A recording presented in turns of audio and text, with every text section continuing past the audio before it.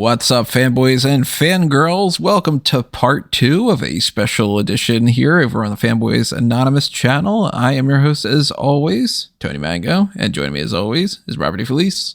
Hey, how we doing? We are doing. What are you doing over there? I don't know why I said it that weird. We're doing over here. We are recording this on the 21st of November. This is going to be published either 29th or 30th, I think, of November. I'm not entirely positive yet exactly when I'm going to do that. But this, if you haven't been able to tell already, is part 2 of DC vs. Marvel WWE Survivor Series, or 20 different other variations of the title. I've been trying to figure out what the proper SEO would be for it. I don't know what I'm going to end up with, but it's like, what if WWE Survivor Series had Raw versus SmackDown changed over to DC versus Marvel and superheroes, comic book characters, not just the heroes, but the villains as well? Like, it's a mouthful. But yeah, that's not the one, I promise. I think that beats the 100 character limit at least. But yeah, even when it comes to is it DC versus Marvel, is it Marvel versus DC? Do you go with characters or heroes or, any of those kind of things? The basic point is exactly the same as, pretty self-explanatory. WWE Survivor Series is an event which, if you are, just on the Fanboys Anonymous side and you're not on the Smark Out Moment side of it, Survivor Series is a show where WWE puts on, it's been traditionally these elimination matches where it's 5-on-5. They end up having teams of people against each other, and one by one people get eliminated, and there's either a sole survivor or just multiple people on a team. And over the course of many years, they've done Raw versus SmackDown, the two different brands, the blue brand being SmackDown, the red brand being Raw. And it's for brand supremacy. There's nothing necessarily on the line, but the idea was pitched of what if you did characters in Marvel and DC, and how would you make a card based off of that? They also do things that are champion versus champion matches. So the two different brands have like their world champion, the women's champion, tag champs, etc. And that was applicable too. So this card blew up, excuse me, where I started to work on it, and the next thing I knew, I had 70 something matches. So I was like, all right, well, not only is this going to be something we have to pre-record in advance, and that's why we're doing it now, but it's also something that I needed to split up in multiple ways. So part 1 of this is over on the Smark Out Moment website. So head on over to smarkoutmoment.com. You will get the explanation of a lot of different things here, a bunch of different matches, but also the kind of extraneous information about like the venue for it, what Access is all about, the time limited matches being in hyper time. You put more work into this than most people put into like things that they make a 6-figure salary on. Like, that's what's both it's charming and sad. Yeah, depends on your perspective of the day. But it's genuinely so much fun, and I wish we could see something like this. I mean, with all of the merging going on in entertainment, how have we not gotten DC versus Marvel, at least for a video game? Hey, who knows? I mean, there's Marvel versus Capcom. I know, that's what I'm saying. Like, DC versus Mortal Kombat, Marvel versus Capcom. Like, how have they not just said, hey, we'll make a buttload of money if we just put these guys in a game together to do this? People can't play nice. And those people should be paying attention to this. They should also be paying attention to the Blueprint project, because obviously if you are digging what I put down here, then you would be much, much more interested in the storyline aspects of the the superhero blueprints, like the X-Men blueprint or the Spider-Man blueprint, which is called Web of Lives. The X-Men one doesn't have a title yet. I still haven't quite decided on that one. Got the Superman one. I got the Batman one, which if you've been checking out on Fanboys Anonymous before, the Batman at Nighttime story, 100 records from the Wayne Foundation archives, or the Power Rangers one, Absolute Power Rangers, Mighty Morphin Epic. All those types of things are also indicative of me just sitting down, planning a bunch of things out, and just being like, oh, how do I fix Star Wars? Or what do I do if I wanted to mix James Bond stuff up and do like the the short form James Bond thing. I'm also honestly thinking about doing another offshoot Blueprint thing where I'm doing like, for instance, the Spider-Man one. I was like, I wonder if I could make something where it's like, all right, in this version, Peter Parker is Miles Morales, essentially. Like, let's have a black Peter Parker, and let's take like Ned and Mary Jane and, or like, let's put it this way, like Mary Jane and Gwen and Michelle Gonzalez and all these other characters. I'd be like, okay, what's the one love interest? And like really kind of cut it down to the most basic. I don't know. We'll have to see about that. My Spider-Man, it will forever be Peter Parker, but I understand what you're saying. You're trying to merge the best of the best. Yeah, but Peter Parker, definitely over Miles. We already talked about Miles last time around, but we will talk about Peter Parker this time. So the extra info stuff is kind of out of the way that we have done before. But what we're going to do for this time is run down not only the rest of the matches, because we talked about like the women's 10-on-10 Survivor Series elimination match. We haven't done the men's yet. We had the women's world champion match of like Wonder Woman She-Hulk versus She-Hulk. And we didn't do the men's of that. And then, you know, we've got many, many other matches that are going on for that. So we got that in store. We also have what I would say are just a series of dark matches. Now, if you are somebody who's just on Fanboys and you don't follow pro wrestling, a dark match is when you do something that is not necessarily broadcast on the event. So typically, if it's like a TV show, then they record it in advance just for the live audience, or they might do something that they recorded and then they air it at another time, but it's not aired at the same time. Or it's like a pre-show type thing. I didn't really book this in the sense of like, okay, well, this match and then this match and then this match. This is your opener and this is your closer, that kind of thing. But the dark matches would be basically spread out between these two nights, which these nights would go on forever if it's as long as these matches are. But I figured, you know, we talked about all the commentary team type stuff, and then that podcast was going to run super long, and then this one was going to be shorter. I figured I'd move all the dark matches over to this one, talk more match side of it. So as we go along here and we run down this card of these things that I've created, I want to know what you have to say. So drop your thoughts in the comments below. Make sure that you're hitting the like button on this video to let me know that you enjoyed this. Make sure, obviously, if you have not already checked out part 1, to go back and check that out. And also stay tuned for part 3 of this, because on the Smark Out Moment channel, we're going to do another variation of it that I did, which is the War Games concept. Now, it's going to be part of the Darkcast here on the Patreon, but I am going to most likely release it as well over on Fanboys Anonymous on the Patreon, just in case, you know, people are interested in just having the one or the other one. It doesn't hurt me to upload it to both. So if you are interested in that, patreon.com/fanboysanonymous or patreon.com/smarkoutmoment, or obviously youtube.com/fanboysanonymous, youtube.com/smarkoutmoment. It bugs me so much that I can't get Fanboys Anonymous on Twitter because it's just one character too long. Oh, that sucks. Yeah, so it's either Fanboy Anonymous or Fanboys Anonymous. And I don't think Fanboys Anonymous is a thing. So why the need for dark matches? Knowing you, I feel like, is there like a pun here? Do they all involve dark individuals or dark stipulations? Sadly, there isn't. It's mostly these matches were matches that I didn't care as much about, and I didn't want to make the graphics for.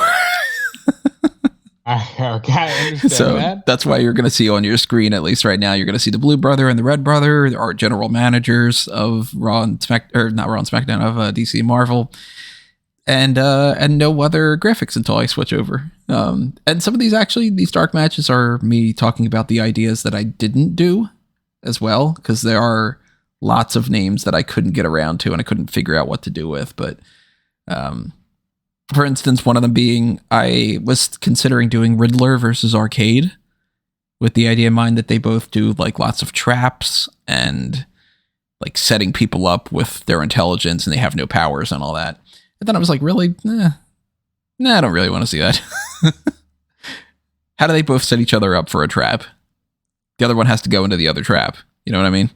It's a trap match. Which is So much different than a strap match. It's slightly different. There's no tapping the corners necessarily, but there's other kind of like you gotta do this, you gotta hit that switch, that kind of thing. I'm a little intrigued by the idea of a trap match. It's a Caribbean trap match.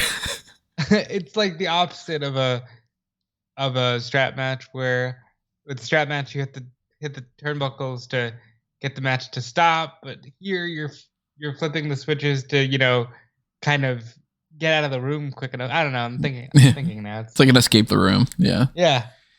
So I didn't pick winners for most of these, so they don't really count. But also I was thinking Vandal Savage versus Mr. Sinister, with the idea in mind that they're both like semi-immortal and they both have been alive for a long time and they're very like interested in genetics and all, but that's not really a match. It's more just like a conflict of ideologies. So they'd almost be better as managers. Sometimes that could make for a great match. Yeah, Bobby Heenan could have had a good match against some other managers like Captain Lou Albano and all. I was going back and forth between either Commander Citizen or Citizen Steel, Commander Steel or Citizen Steel. That's the phrasing. He's gone through a couple different names against Captain Britain, because I was like, it's kind of like a Captain America and a kind of a Captain America type, and they're both tough and whatever. And I'm like, nobody cares about those characters. Fuck them. I also thought about Oracle, the AI program, against the Jarvis AI from the movies, rather than Jarvis being Edwin Jarvis, the butler. With the referee being Brother Eye? That's a good idea. I do have Brother Eye elsewhere, though. I probably could just put them into the other match, that Big Bray AI match that I had talked about, Brainiac and the Manhunters and all. I probably could have just... You did have like the big brain. Yeah. Okay. So I could have like Ultron working with Jarvis and all that. I probably should have just done that. That would have made more sense. I have either Bwana Beast, which most people will be like, who? Or the Creeper against Beast from X-Men. Basically like hoppy animal dudes. But I ended up putting Beast in another spot instead. I mentioned before I couldn't... Good. He deserved more. Yeah.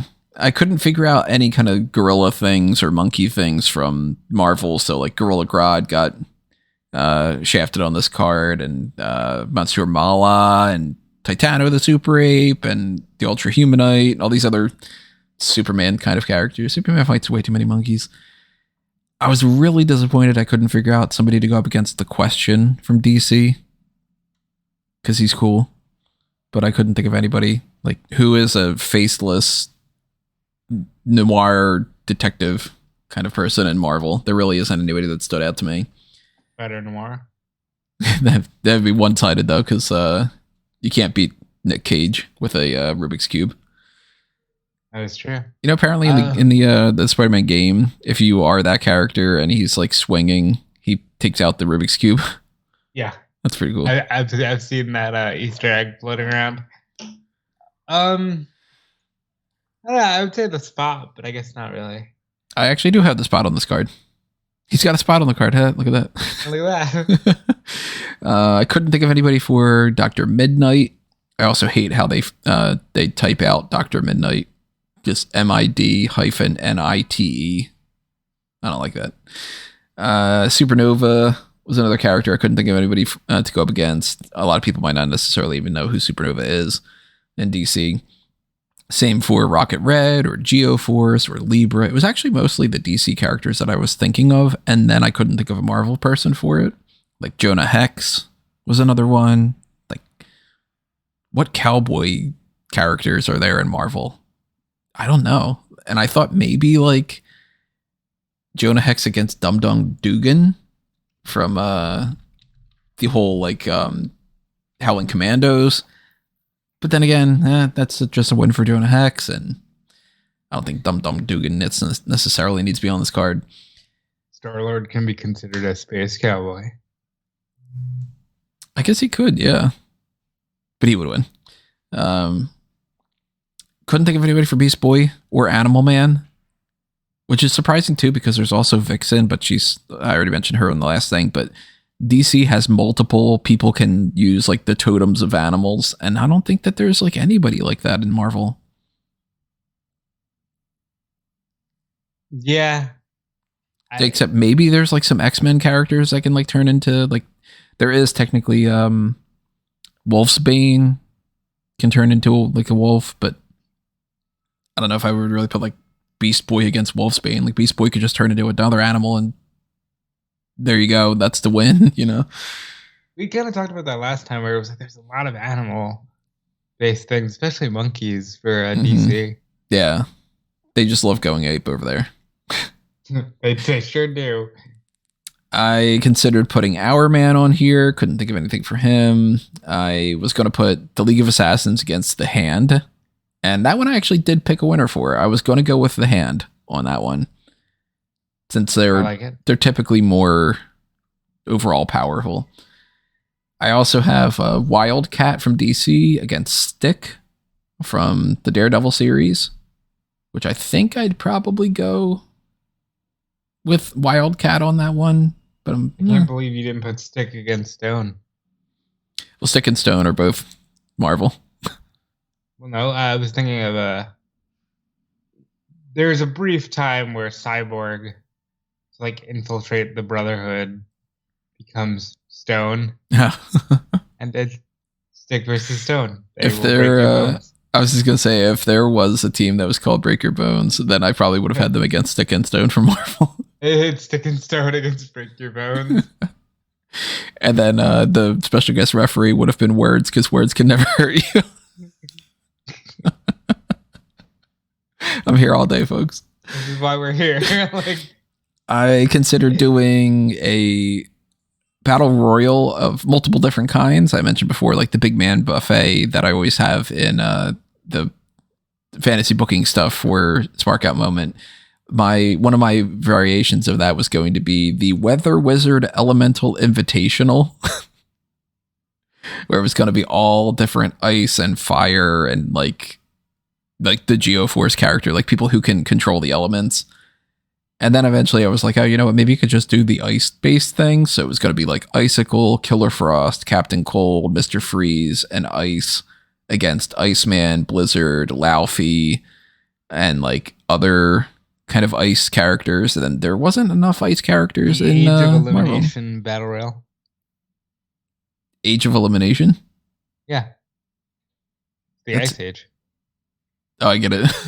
That sounds epic enough that somebody should do that for like an actual like an MLW promotion or something, you know? Yeah, somebody would. Age of Elimination. I like that. Thank you. I also considered switching around on the card, some different things. I almost put Hawkgirl and Hawkman in a married couple squabble against a different married couple. I mentioned before, like I almost put the Fantastic Four and Jean Grey. Did you think of anything with Cyclops except for putting him with Wolverine?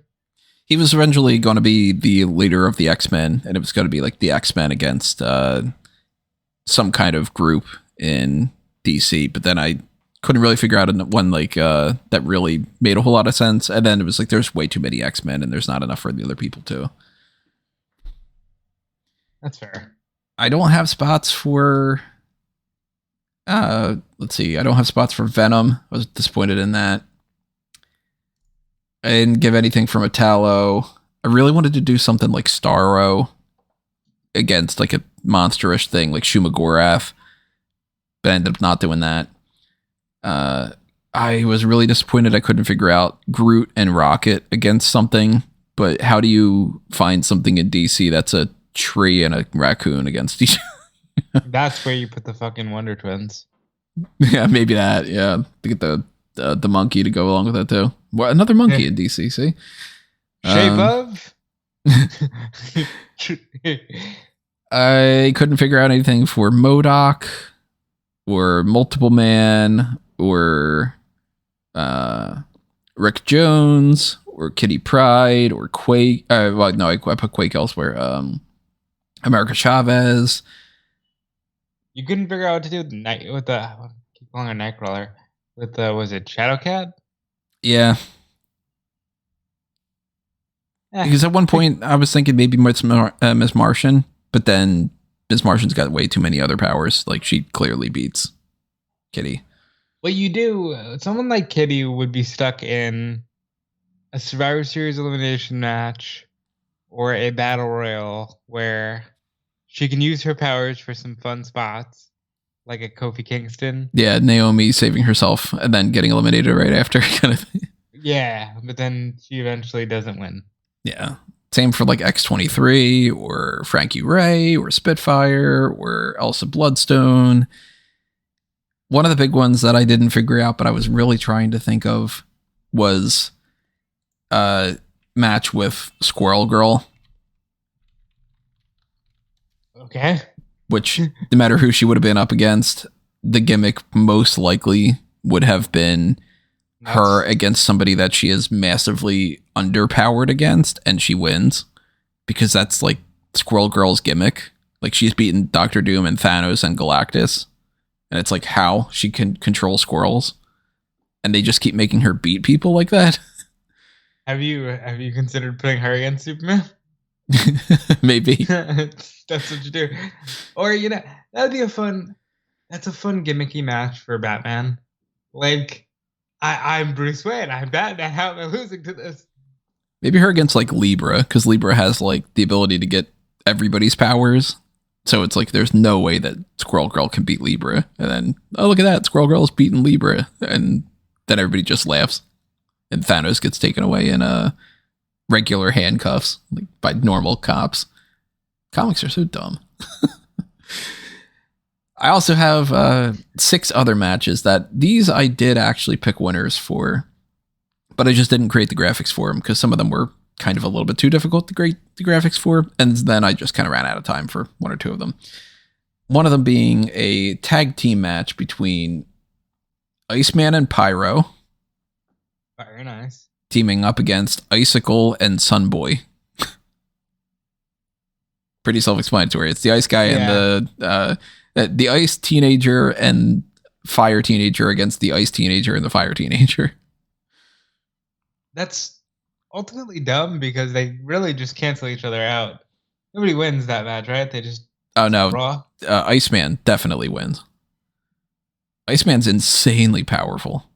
I mean, that's fair from a notoriety perspective, but like, that's dumb. Like, it's like, when you think about it in practice, like, wouldn't they all just cancel each other out?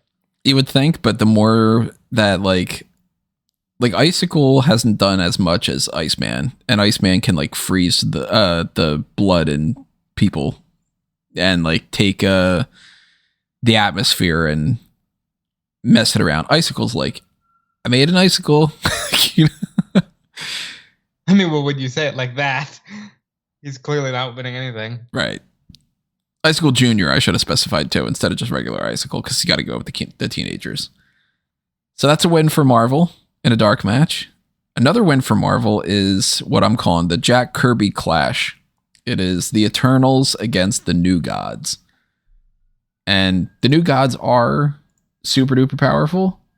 And the idea in mind being, obviously the 2 characters, the sets are created by Jack Kirby. So, I'd like to kind of put them up against each other. And that doesn't count the New Gods that are like, Darkseid and the ones that kind of are elsewhere on the card. But all the more reason why Icarus and some of those other Eternals are going to win that one. There's if anybody catches this reference, it's great. The We Are Wild and Young mixed tag team matches. The NXT mixed tag team? Yeah, not quite NXT, but they are teams of young people. There's the Teen Titans against the Young Avengers. So that's like, that's where you would put like a Beast Boy in there. Was that the reference though? Yeah, the NXT song. Yeah. Okay, yeah. And Teen Titans beat Young Avengers. Legion of Superheroes also against the Power Pack or the Runaways or both. You could just kind of combine them. But Legion of Superheroes win because they are more powerful than those as well. And I don't know anything about the Power Pack, and I know virtually nothing about the Runaways. I don't know much about Legion of Superheroes. I know I'm not a big fan of them, but they at least are like a bigger, more prominent team that have a more variety of powers. There are 2 other dark tag team matches. This one is, they don't have any gimmick names. I couldn't think of any. One of them is Deadman and Constantine against Blade and Morbius. This is very much like a, it's like vampires and magic and bears on my.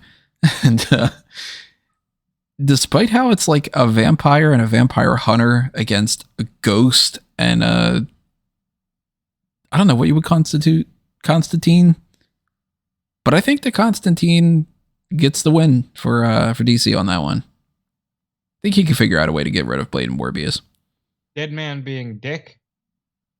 Not the Dick version, the Boston Brand. Buried alive. I like that. And then it's like, hey, some of you already are. Yeah. And the other dark tag team match is Starman and Captain Comet against Captain Universe and Star Brand. Star blank and Captain.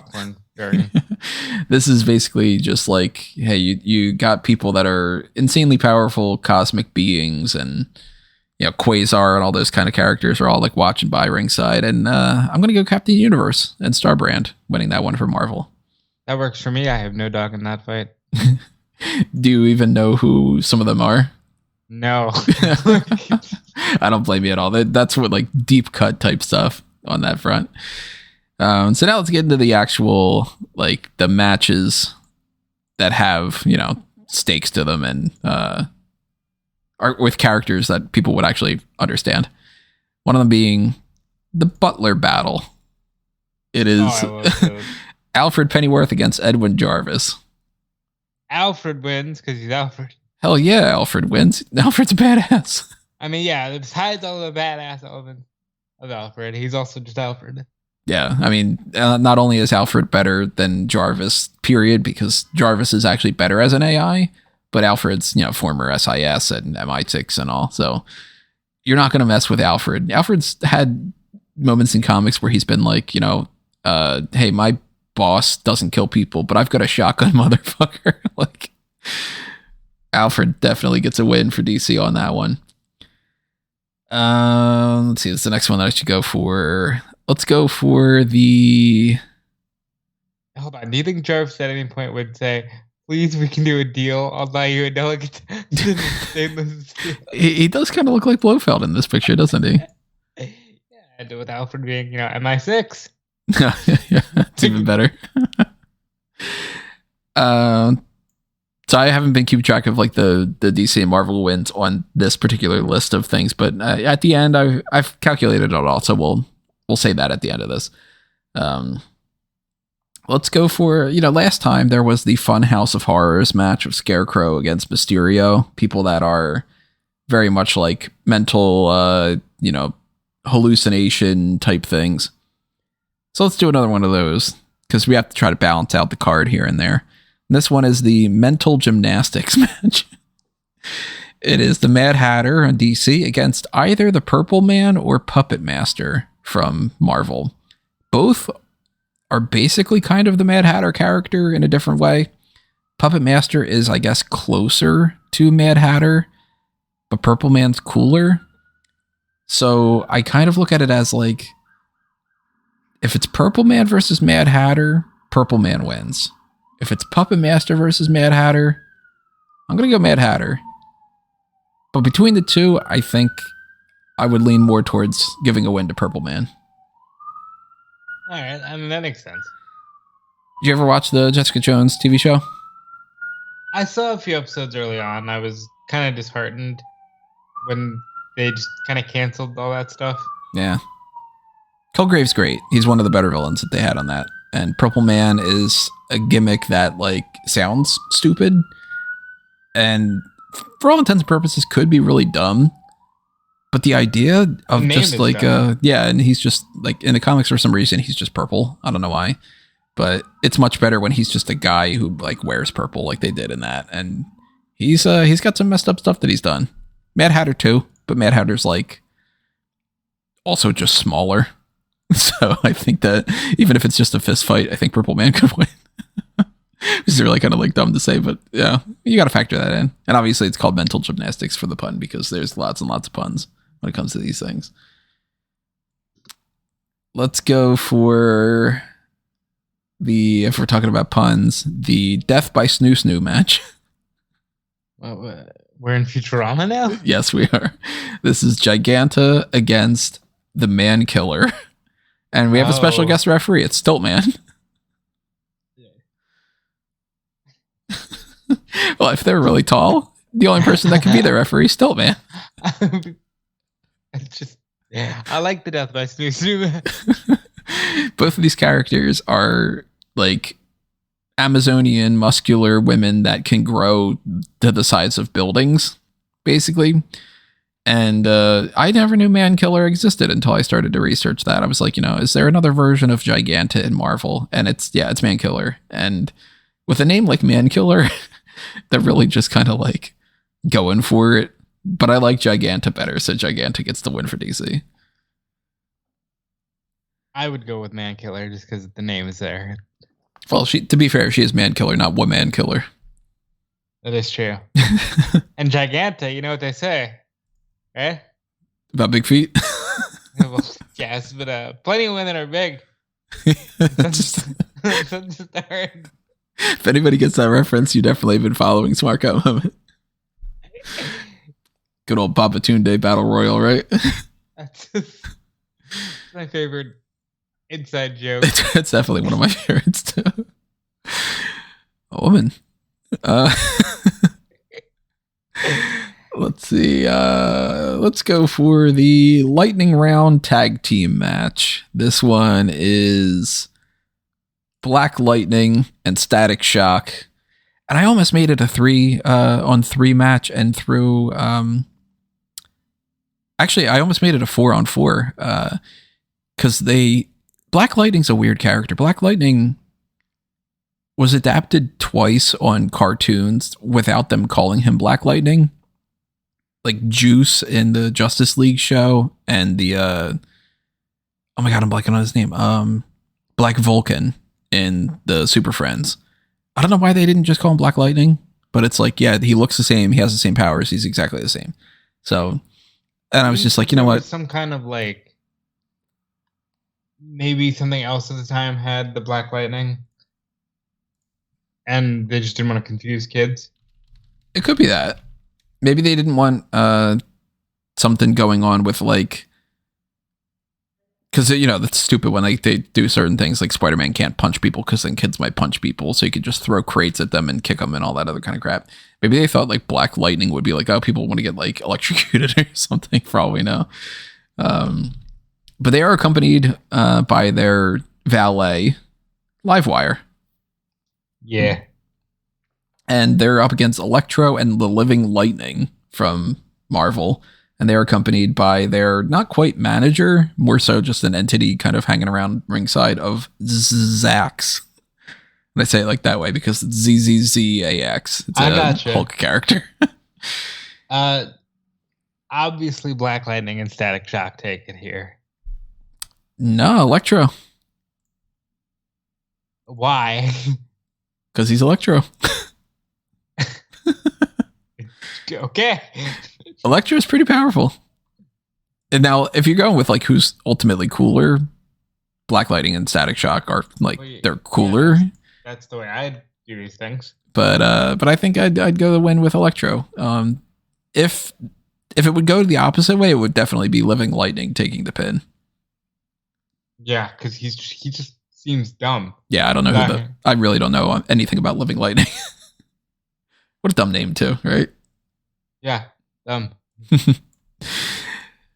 Let's see what else we got. We got a singles match between some heavy hitters of the Phantom Stranger against the Beyonder. Are you familiar with Phantom Stranger? Not too much, but I like the look. You know what I'm saying? I like this image here. He's got that like noir kind of thing. Yeah, it's like that. He's very pulpy looking, and I think that's always exciting. Phantom Stranger is a weird character because they treat him like he's godlike, but at the same time, I don't really know what his deal is. And he's old school enough, you know, DC goes back further than Marvel, that like it's weird that he hasn't popped up more often. But Beyonder is much more well known. And Beyonder, if we're going classic Beyonder, slaps. Like, this dude kicks ass. He looks like a weird fucking disco guy, but he's responsible for Battle World. He is like blinking people out of existence and all. And as powerful as Beyonder, as Phantom Stranger is, I'm going Beyonder on this one. That's not what I would go with, but you're the authority. Respect my authority. I mean, if you go classic Beyonder, like, nobody really beat him. And so it's like, he's kind of hard to top. Now, if you go with like the Beyonder that realized that he's a living cosmic cube and immediately got nerfed, then I'd probably go Phantom Stranger, but I'm going to go classic Beyonder here. Give a win to that smiling motherfucker on the right. You said cube, and I can just think of Mr. Burns. Is it about my cube?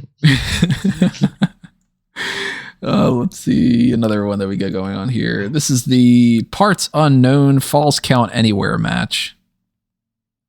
It is the Mirror Master against the Spot. He got his own match. Good for him. He would not have if the Across the Spider-Verse movie had not come out yet. Because Spot was so dumb before that movie. But isn't that great? Like, isn't that special? Like, this generation. Like, for example, my generation, because of Toby, like, the Green Goblin was the Spider-Man villain for a while. You know? I always preferred Venom because I knew the show. Right. But, like, that was the Spider-Man villain. Maybe in the future, Mirror Master is going to get the same treatment, but I doubt it. You never know. But it's, a guy who can create these dimensional portals against the guy who can create dimensional portals because he is them. One's got it baked into his body. The other one's got a gun for it. And ultimately, if you go with the person who needs a gun to be able to do it, or the person who has it all over his body, Spot's got to win here. Yeah, I would agree with that.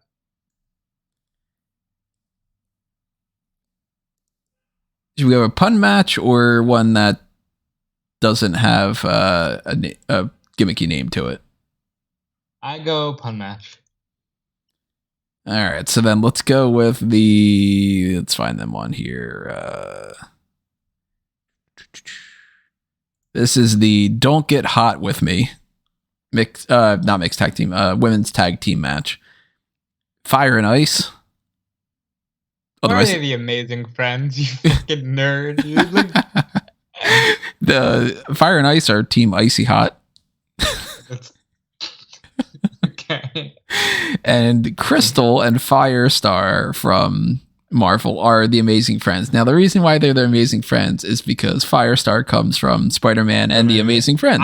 I know why. And the reason why Crystal's there instead of Iceman is because Crystal is the closest that I could come to having some kind of mutant ice female character.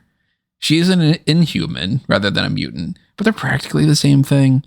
And I'm not a big fan of the Inhumans. I think that the Inhumans is one of those ideas that it's like too many offshoots of the same concept. You get like the mutants and the Eternals and the Inhumans and the Deviants and it's like Crystal's not a great character and all. And it's kind of gender swapping out the Iceman thing.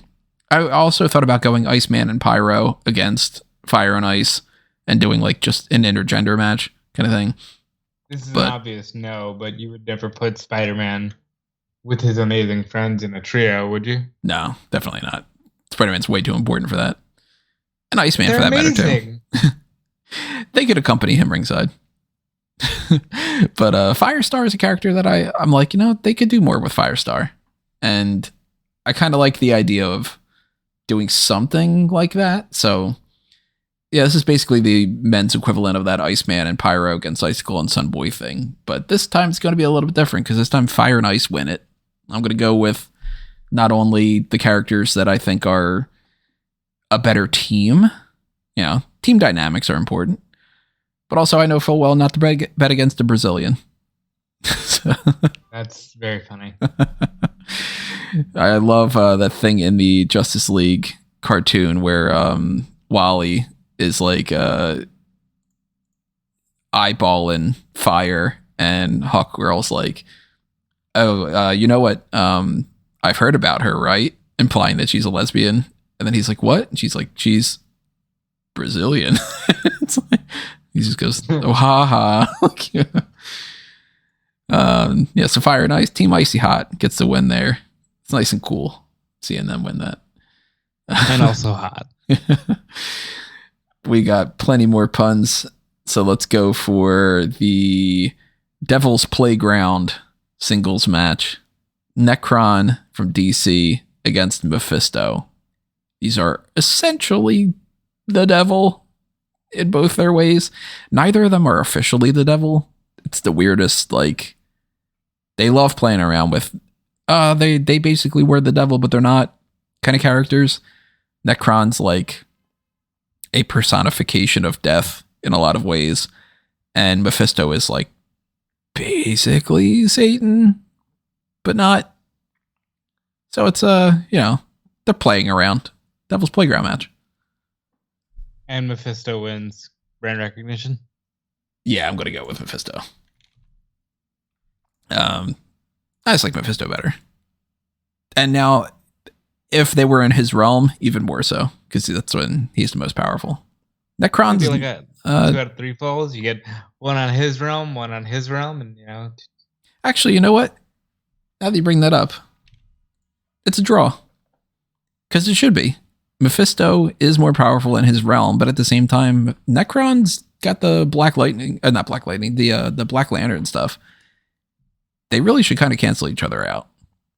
So we're going to go with a draw on that one. I'm going to have to adjust a little bit. Look, you're influencing the card. That's why I'm here. This is proof that all you need is to listen to the audience sometimes. Yeah, well, WWE. Let's see. We got the Star Girl and Stripe combo, otherwise known as Stars and Stripes. You're so dumb.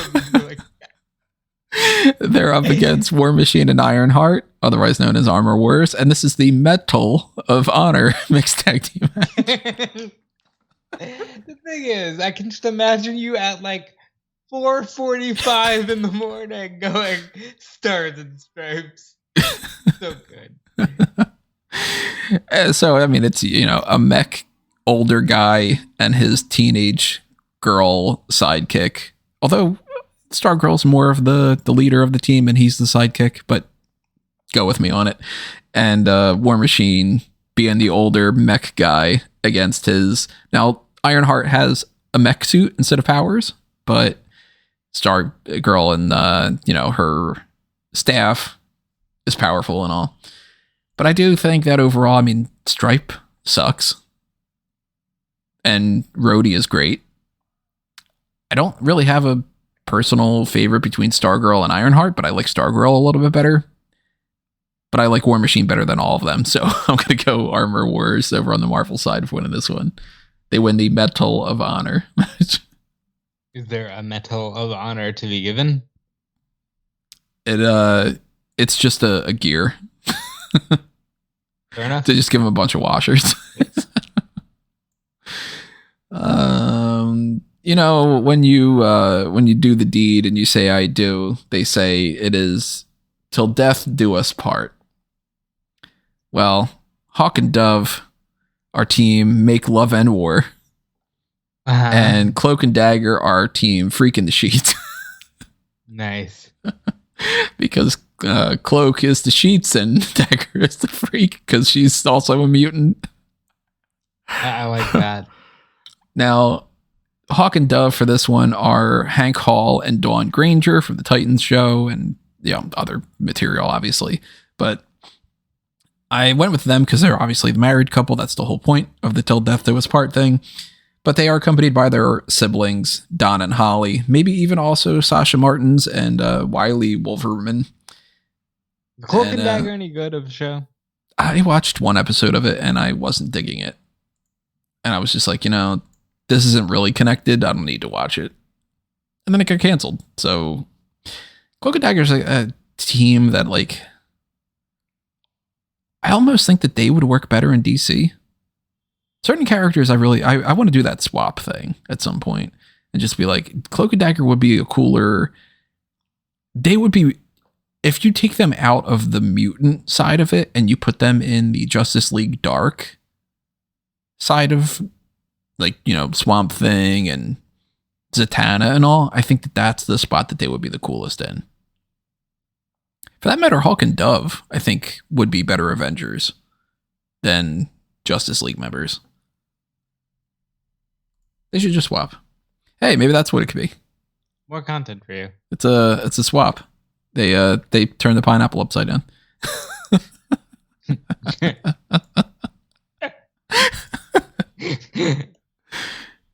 I would pick Dove in that one.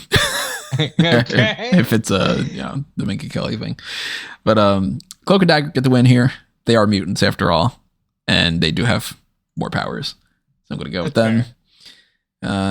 There is logic to some of these things. Some of the logic is just this makes me laugh.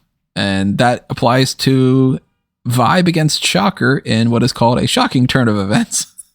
I hate you. Shocker gets the win. Vibe gets the win. Does he yell, Shocker, you can't escape me? See, the reason why he gets the win is because he would go to the end of the earth. I'll chase you to the end of the earth. Also, Shocker's just got the tech and Vibe has the actual powers. So once again, go with the person who's got the powers over that. Kind of balances out the Mirror Master and Spot thing. Vibe's a character that I'm not the biggest fan of, but he was a decent enough addition in the Flash TV show. And Shocker's cool, but Shocker is one of those he's never going to solo a movie for Spider-Man, But he should. At least we got him in this newer series. True. But he's more of a Sinister Six type dude. Vibe gets a win for DC on that one. Let's go to... I didn't give a name for this one. I couldn't think of anything. I kind of went with the Skyfathers idea. So I just put Skyfathers singles match. It's Highfather from the New Gods against Odin. The Asgardian, obviously. Odin wins. Highfather is incredibly powerful. But the thing about Highfather that sucks? He sucks. Yeah. Darkseid kicks his ass all the time. Highfather just sits around and goes oh, I don't know, I guess I'm gonna die someday or something. Odin's a badass. Odin loses an eye and he's like, yeah, I'm better for it. Fuck yeah, Odin wins. I guess I'm gonna sit around and die someday. Yeah, Highfather never does anything from what I've seen. He's all just well, when's Orion gonna pick up the slack and beat Darkseid? I like it. Plus, Odin's Anthony Hopkins. So, I mean, you can't go against Anthony Hopkins, right? Fair. Let's see. Let's go Miss Martian against Emma Frost in a battle of beauty, bronze, and brain. I feel like Miss Martian's too powerful. She totally is. This is definitely something that, Emma Frost can turn into her diamond form, and that kind of takes her away from being susceptible to the telepathy, and they can have a telepathic battle and all. But Miss Martian's got multiple other powers. Emma Frost, I can turn into a diamond and I'm telepathic. Okay, what are you going to do when Miss Martian becomes intangible? or shapeshifts or stretches. All that kind of stuff. Nope, this is a Miss Martian win. I agree. Emma Frost almost on the team for like an X-Men type thing. Miss Martian was almost on the women's Survivor Series match. Very close to being on that. Good win for her. Good, strong win for DC. Well, I feel like has won more of these. DC's getting a lot more of the wins on night 2 compared to night 1. I just mentioned the X-Men not having a more dedicated thing that Emma Frost was almost on, but there is another, like, some of the leftovers thing. It's the Doom Patrol against the X-Men in a ew, get off my screen tag team match. I'm sorry, it's the Doom Patrol against the what? The X-Men. In an ew, get off my screen match. Because it's like, oh, you monsters, you freaks, get off my screen. Doom Patrol is all gross, and X-Men has characters like, you know, Nightcrawler and Beast and I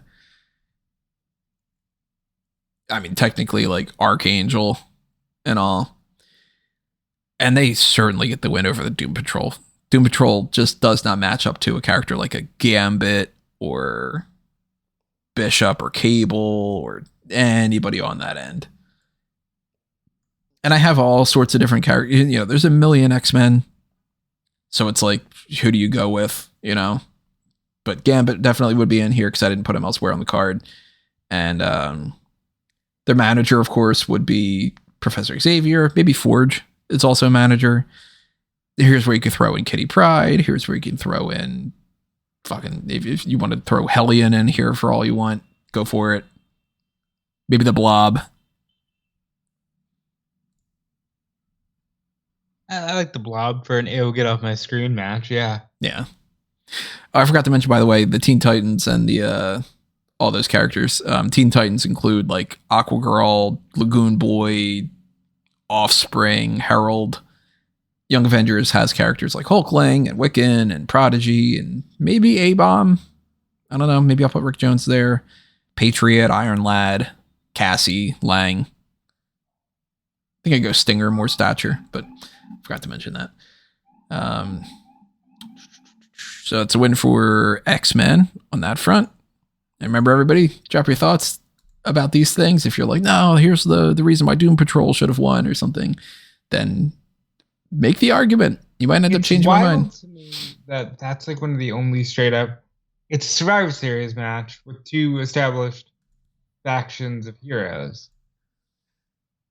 Kind of like the Legion of Superheroes or the Teen Titans against the Young Avengers thing. Yeah. Yeah, because like there's not really, like, you would think, okay, we're doing DC versus Marvel Survivor Series. The first thing I'm booking is Justice League against the Avengers. Right. And, you know, like, that's how I started a lot of this. And then the more that I started to kind of like break it down and write the characters, I was like, no, I actually want to have this person against that person. And no, I think that this is too strong on this end. And sometimes you go and you list everything and then you're like, oh, there's 50 people on this team and there's 12 on the other team, you know? I also, for some things like this is Checkmate versus Shield. This is a government work tag team match. I didn't bother to list the characters because it's like put whoever you want in there. That's where you can throw in like a Sasha Bordeaux. That's where you can throw in Amanda Waller is like over on the Checkmate side. King Faraday is over on there. Shield's got like Phil Coulson and Jimmy Woo and I mean any types of characters that you can throw Sharon Carter in there for Shield. You can put Nick Fury in there. I'm gonna go Shield. Yeah, I think that's better.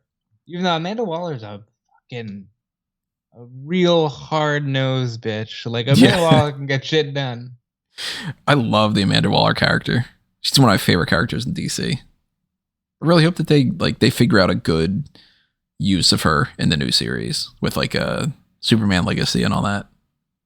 And they should just go ahead and keep Viola Davis. Like, she's a great Amanda Waller. Oh, she's built for it. Angela Bassett wasn't bad either for the one stint that she did in Green Lantern. She could have worked. But I like her better as Queen Ramonda, who is not on this card. She also did the thing. Yeah, Angela Bassett did the thing.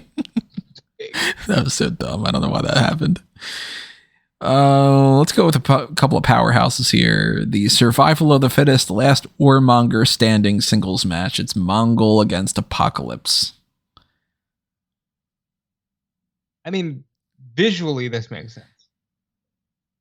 Like, as much as it could possibly, right? Yeah, this seems like it was one of the earliest things you booked. Surprisingly, no. It was about midway through. Because I had been teasing ideas of like incorporating Thanos and Darkseid in with these guys. I had Mongol as like a head of War World doing something with like Mojo World and kind of showing like the worlds collide type thing. And then eventually I was looking at the list of like powerhouses and I was just like, oh shit, this makes perfect sense. Why didn't I go with this sooner? So as soon as they did that, I was like, yeah, I'm done. Survival of the Fittest. That's what they're into. War World is like, battle it out for who ends up being the survival of the fittest kind of thing. Apocalypse is, of course, always, the mutant kind is going to survive over humans. And this is a tough one to call. I do have Apocalypse. A winner. Oh, you guessed it right. Because Mongols fought Superman and Apocalypse can lose to the X-Men, but Apocalypse can manipulate matter. And if his control over his own molecules allows him to grow as big as he can get and all, the only way that Apocalypse ever loses fights is when they just like for plot armor purposes. Mongol can lose just by getting beaten. So Apocalypse wins. But that would be a tough one. Especially if you like limited Apocalypse to not being able to like grow to, man killer size, I guess you could say. Yeah, I get that. But I'm glad that that's the route you went. I don't know. I like Apocalypse. I love Apocalypse. I'm also an X-Men guy. I love Mongol too, but I like Apocalypse more. And I just mentioned them, so I might as well mention them now. The Infinity Equation Gauntlet singles match, Darkseid against Thanos. Two Titans, one of them quite literally, one of them a god. And this is another tough one as well. Yeah, that one's tougher for me. Because Darkseid is one of those characters that they've done a lot of things over the years where it's like, well, it's not really Darkseid. It's not his like true form. He kills lots of different people. He killed Superman. He takes out gods. He's basically like the top of the top villain in the entirety of DC. But Thanos is also Thanos. And the real tricky thing here, does Thanos have the Infinity Gauntlet? No. If he doesn't... He can get it halfway through the match. If he doesn't have it, Darkseid wins. If he has it, then... That can be a way to create, tension. Then it's kind of a more even match. But if Thanos has the heart of the universe, then Thanos wins. But since that's dependent on two things, one of them that only popped up once, I'm going to go Darkseid. You did kill Superman. I'll sign off on that. Thanos is thankfully at a time frame right now where he's getting the recognition he deserves. I remember when the Avengers movie came out and they have that, the brief little split second thing of him at the end. And me and, the nerds that were in the theater that actually knew who he was were just like, oh shit. Like, just kind of like, you don't even fucking know what's about to go down. And other people are just kind of like, who's the purple guy? What's Apocalypse doing here? And it's like, that's not that. They're going to do the Infinity Gauntlet storyline. And then of course for the next 10 years, everybody's just kind of like, say, because the Power Stones, whatever. We're all a bunch of fucking nerds. Yeah, it's fine. It never gets old to me. Everybody's a fucking massive nerd now. It's so crazy because I remember back, years and years and years ago being like, try to explain who Thor is to people. And now it's like everybody's grandmother knows who Rocket Raccoon is. Rocket Raccoon, yeah. Like it's like what? We're gonna get to a point where people are gonna be like, oh yeah, I know Korvac. Korvac not on this card, by the way. I couldn't think of anybody to go up against him. I did think though of this is so stupid. For people that do watch the movies and they get this reference. This is the main man event for non-dancers. It's dumb. It's Lobo against Drax. This is one of the dumbest names that I thought of. I thought it was so stupid that I was like, I gotta go with it. You got the main man. It's not quite a main event, but you might as well call it that. And Drax isn't a dancer. Neither is Lobo. Lobo's gonna get a win over Drax here. He's the destroyer, but Lobo is one of those like hold on comically powerful characters. Oh, but Drax is literally Batista. Well, Lobo's going to be Jason Momoa pretty soon. So. Okay, I mean, I wonder if Roman was up for that role, but I'll allow it. Funny enough, though, Jason Momoa was almost Drax. Really? He was like, if it wouldn't have been Batista, it would have been Jason Momoa. That's interesting. So all the more reason to put these two against each other. And they're just, like huge, muscular, alien, crazy warrior type guys and all. But Lobo is like, I mean, he was created to be a pastiche and just a ridiculously strong character. So Drax, as tough as he is, takes an L here. And he hasn't figured out how to be moving slowly enough to be fully invisible when he's eating those potato chips. I'd mentioned on the first round that there was It's Fight Night for the men's division of Karate Kid against Shang-Chi. It's time to get into the women's division. It's Fight Night match. And this is Lady Shiva. Oh my God, why can't I find this on this thing? Did I not upload this graphic the right way? I might not have uploaded the graphic. I need to switch that over. Haha. That's not good. Oh no, I do have it over here. It's Lady Shiva against Okoye.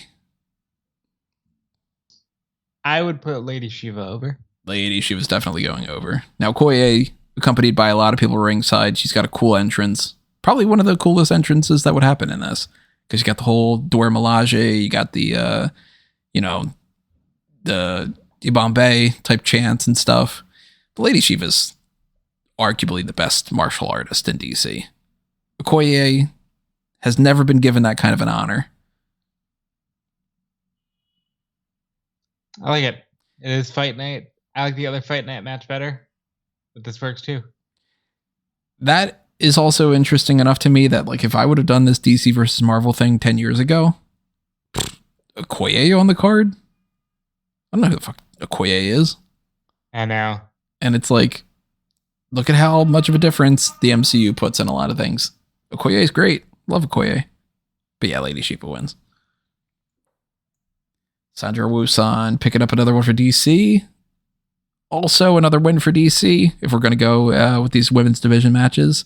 I mentioned that we have some cat fights. Last time around, we had Cheetah versus Tigra. So let's go with the real cat fight here. Catwoman against Black Cat. And this is a street cat fight. Yeah. What's wrong with you? Many things. Like, street cat.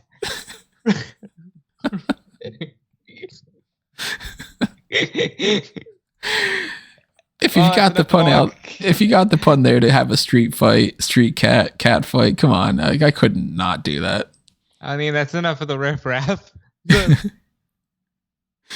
Just a little snack, guys. No. Well, they are more than just a little snack. Look at them.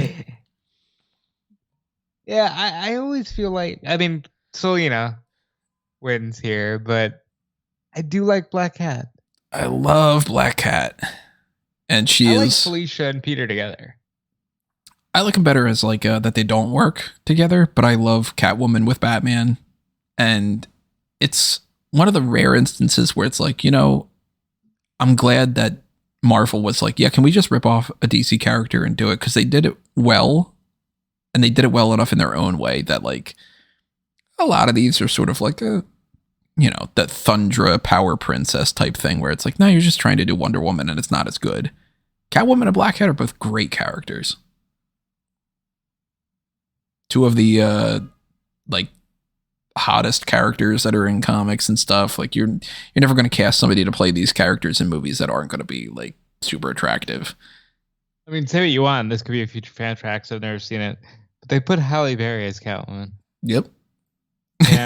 You're not saying the movie's stupid, but she works, I've never seen it. We should see it. I have not watched the full movie because I was just like, oh my God, this is so bad. But I watched a few scenes, in particular the basketball scene. One of the stupidest scenes I've ever seen. It's like two people flirting by playing basketball. Absolutely dumb. Catwoman in name only.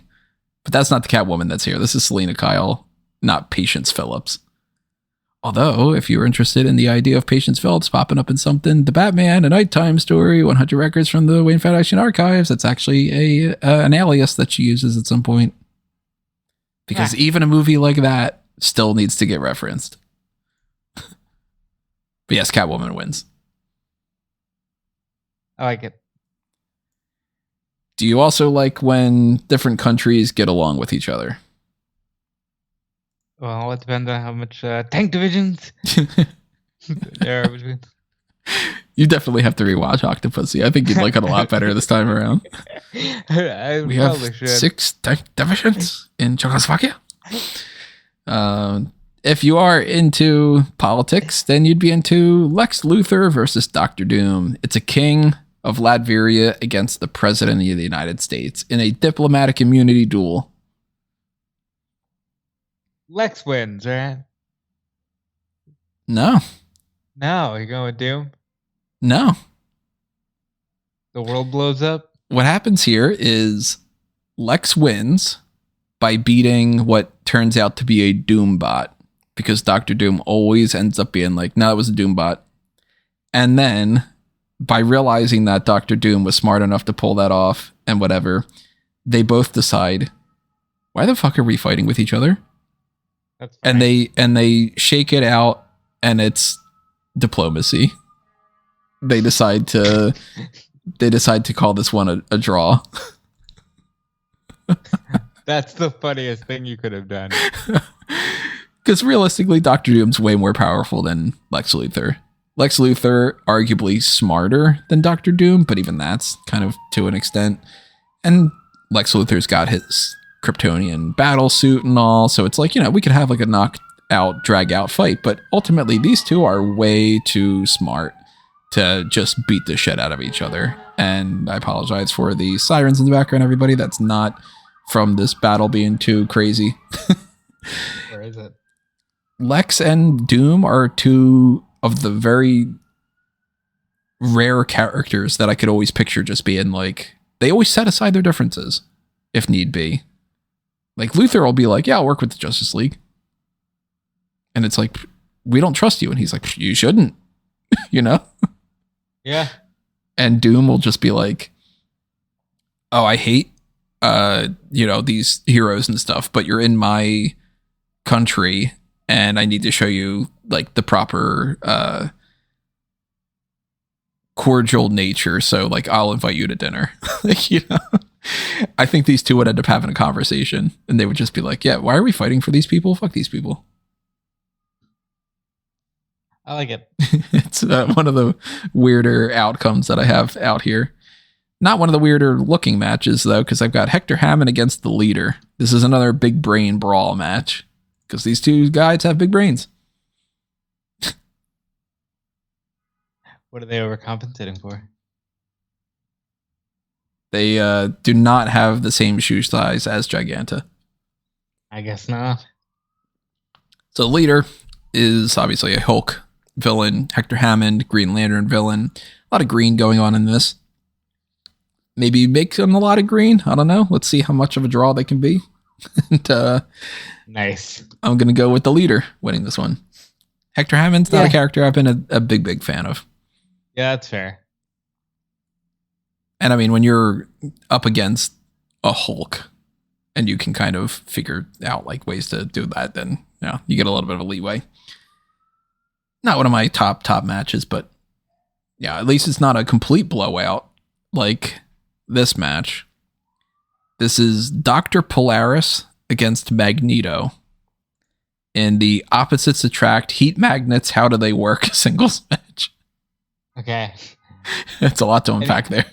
I need you to stop. That looks like you got like Onslaught Magneto over there. It's the coolest picture of Magneto I could find. Yeah. He wins, right? Oh, Magneto wipes the floor with Dr. Polaris. This is quite literally labeled on my doc as a squash match. I like it. Magneto fucking rules. Magneto is one of my absolute favorite comic book characters, period. Not even just like Marvel characters, not even just X-Men characters. And I was really considering putting him on the men's Survivor Series team. Very close to that. And then I was just like, I don't know if I would constitute Magneto in that kind of capacity. I don't know if he would work with that team. And I do kind of want to do him against Dr. Polaris, and I can't put Dr. Polaris on the Team DC. Like, nah, Dr. Polaris sucks in comparison. Sometimes you need a squash match. Poor guy. Yeah. He looks pretty cool, though. The way that they have him now. Like, this costume looks cool. The other costumes, really dumb. Let's go with a couple of battle bots here. It's Red Tornado against Vision. Okay. Vision.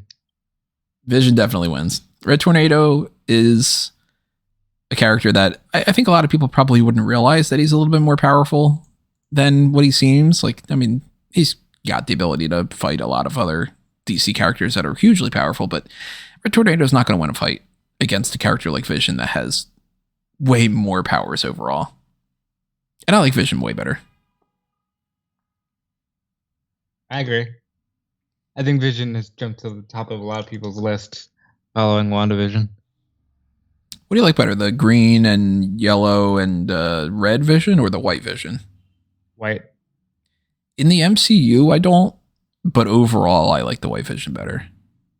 And it might just be partially because I always liked that awful video game, Captain America and the Avengers. Second time we referenced that. I mean, I got to do a playthrough of that game or something again. It's not great. It's pretty awful. Nothing ages well. No, and every single character has the same. Oh, maybe I'll just do a watch through of somebody playing the game. Yeah, that might be a better way to do it. Should do fan tracks of that in the future. BattleBots. We did the other BattleBots type thing, the big Brain Battle Royal, whatever it was called.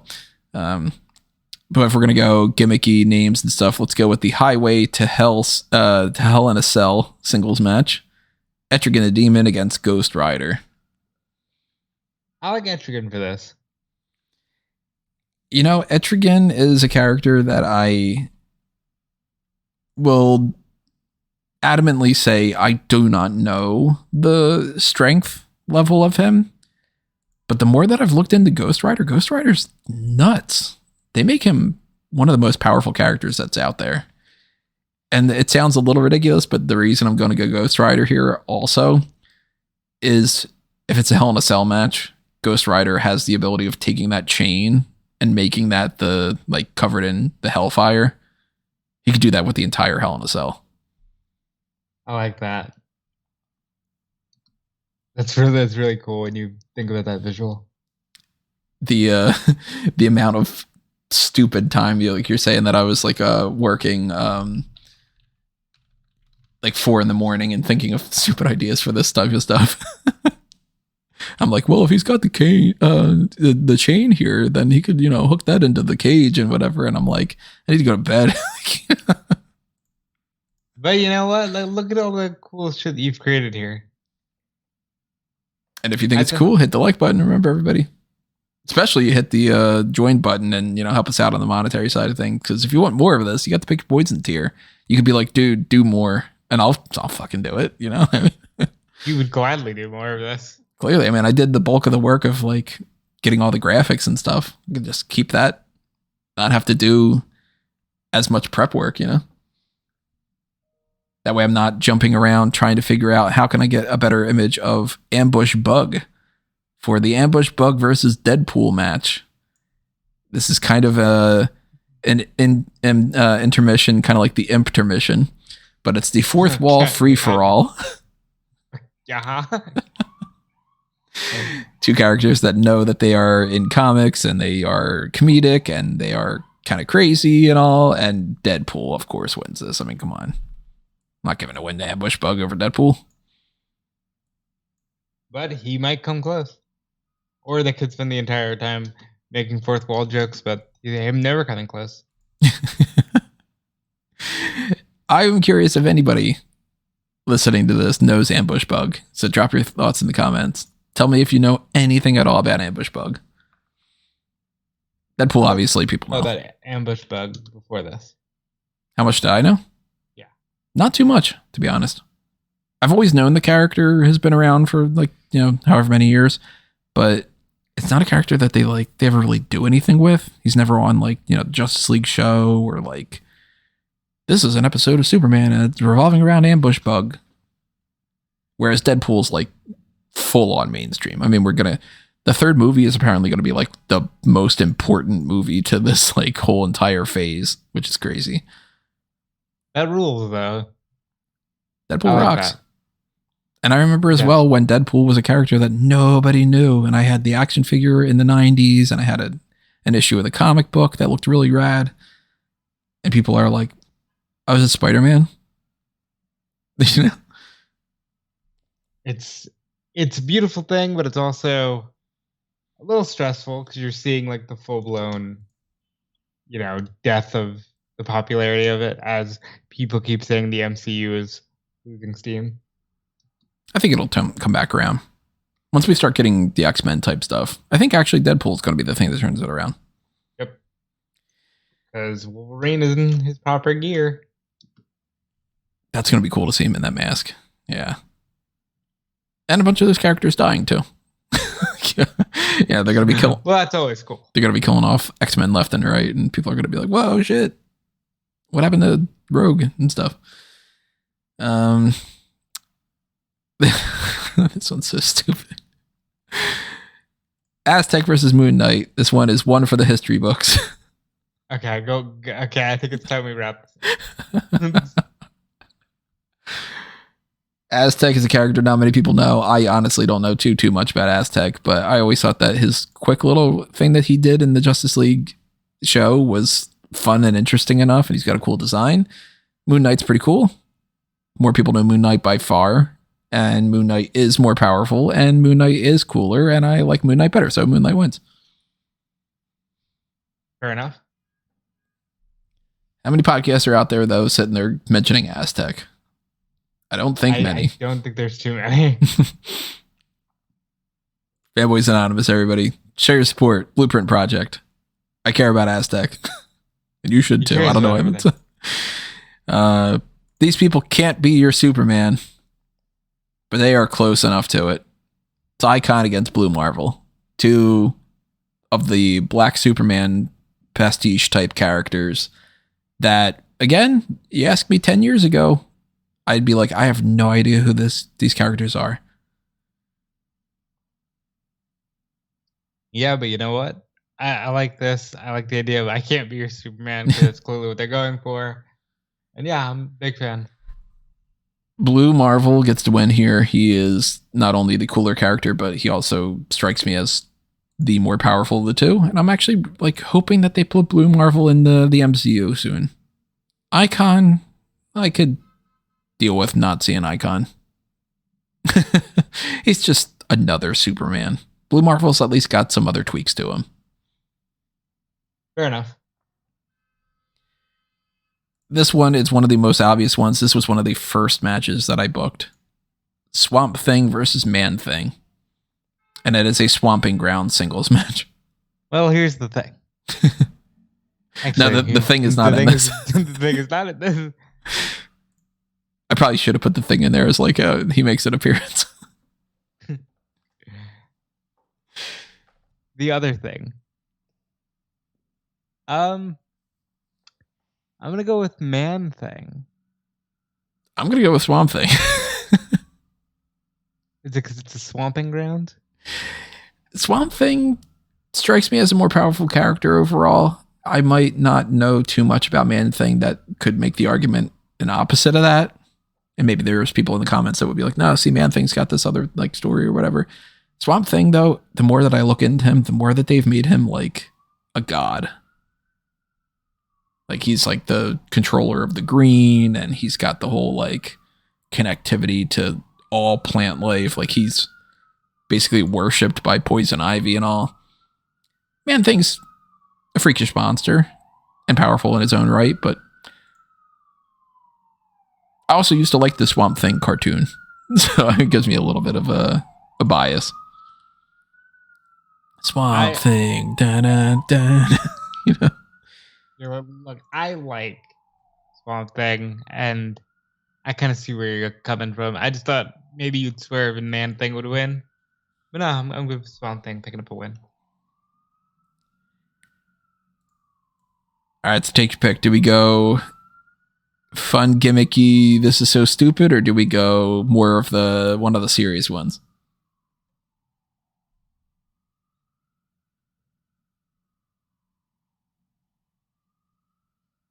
Got a preference? I do not. Sorry, I think you cut out there a little bit. Oh, serious one or a gimmicky, funny, stupid name? Serious one. Green Arrow's team against Hawkeye's team. So we've got Green Arrow, Black Canary, Arsenal, Speedy, Arrowette. And on Hawkeye, we got Black Widow, we got Bucky, Mockingbird, Kate Bishop. And this is the Slings and Arrows intergender mixed tag team match. Yeah. You know, I really appreciate the Slings and Arrows name. I'm going to give it to DC. Green Arrow, Black Canary. I'm more familiar with these characters overall, and I just think they're probably better with the bow. I am also giving that win to what I'm calling the team of the Quiver. I like it. Now they are accompanied by Connor Hawk and Emiko Queen. Maybe you throw Merlin on the side. Maybe you throw Trick Shot on the opposite side. Kate Bishop's got Lucky the Pizza Dog. Yeah. It's a good way to kind of, I mean, like Green Arrow versus Hawkeye was going to happen. It was just a matter of, do I want to put them in the men's Survivor Series match, or do I want to do something else? And I was like, yeah, I'll do something else. And then the more I thought about it, the more I was like, well, Green Arrow and Black Canary, Hawkeye and Black Widow. And then, you know, am I going to do anything other than Arsenal, Speedy, Kate Bishop and all that? Nah, they're ringside. So 10-person mixed tag team match, lumberjack match, whatever constitution you want to put them in there, it does boil down to Green Arrow beats Hawkeye. I like Hawkeye, but Green Arrow's got cooler trick arrows. And Black Canary, she's got her sonic scream. So she beats out Black Widow a little bit there. Tough match, though. Let's go to another serious one. This one is The Flash against Quicksilver in a race against time beat the clock challenge race. So are they not fighting each other? They're fighting other people? No, they're just racing. And the Flash wipes the floor with Quicksilver. This is the other complete squash match. Quicksilver is quick. Flash is a fucking god. Yeah, I get it. Because Quicksilver, he's great, Love X-Men, love all that stuff. But the Flash is like one of the top superheroes ever. And also just like powerful too at a level that is incomparable. Like Quicksilver is like Mach, whatever. I don't know, Mach 5 or something. The Flash warps space-time, you know? Which Flash? I'd go Barry. That's the right one. You prefer Wally, though. I do like Wally better. That's where, like, I wish that Barry, Jay, Bart, and Wally were all just one character. And the history of all four of them could just be one person. Just like a funny guy who has, like, the personality of Wally and the job of Barry. And probably the backstory of Barry more than anything else. And maybe call him Bart to get Bart in there. Maybe it's like Bartholomew Allen Garrick is his name or something. I don't know. That's something that I have to work on a little bit more on my Flash blueprint. But it is something that I've been working on. That was another one that was very quick. Like, I thought about putting Flash on the team, decided to go Flash Quicksilver, and then I was like, all right, then Flash wins that. And if you got to beat the clock challenge, go with beat the clock challenge. Why not? I guess I snuck a peek at one of the names here, so I'm just gonna ask, what are you doing with the Joker? This is an Asylum tag team elimination match. The Joker and the Royal Flush Gang. So that's, for anybody who doesn't know anything about the Royal Flush Gang, that's like Ace, King, Queen, Jack 10, and Wild Card against the Gob Squad. Stop. Green Goblin, Hobgoblin, Jack-O-Lantern, Demo Goblin, Proto Goblin, Menace, Grey Goblin, any of those Goblin-esque characters, including Jack-O-Lantern, because he's basically a goblin. I don't know why Jack-O-Lantern exists. But Joker's got the Royal Flush Gang, Green Goblin's got the goblins here. And it might sound sacrilegious, but I'm going to go the Gob Squad. Well, Mark Hamill wins. Oh, that's true. I mean, Hobgoblin. See, Joker's my favorite villain that's ever existed in any kind of media. But I can't just go with the character that I like better. If Green Goblin is going up against Joker, Green Goblin doesn't care. He will bomb the shit out of Joker, you know? Yeah, but it also feels like Joker wins as long as Chaos wins, and he would intentionally sabotage his team. Yeah, he'd be fine dying. Yeah. Yeah. All right, I like it. This was a late addition to the card, actually. Were you just not going to do anything with the Joker? Like, I was just like, I couldn't think of anything. And then one day I was just kind of like, oh, fuck, I don't have anything for Green Goblin. Because originally, when I first started this, I only wrote the heroes down. And then eventually, when I got into like Magneto, I was like, well, he's been a hero, he's been a villain. Okay, well, whatever. Like, I guess I should do the Dr. Polaris thing. Maybe I should open it up to villains. And then that's when I started to write down like Thanos, Darkseid, and all that. And I wrote down Joker, I wrote down Green Goblin, and all these other characters, and I just kind of kept them off to the side. And then eventually I was just like, do I do Joker and Riddler and Two-Face and whatever, and like a Batman Rogues Gallery thing against Spider-Man's Rogues Gallery or Daredevil characters or whatever. But the green and the purple, the two crazy dudes. Yeah, I like it. I like that matchup. I like the reasoning for Green Goblin winning. I like that Joker got a spot on the card, apparently.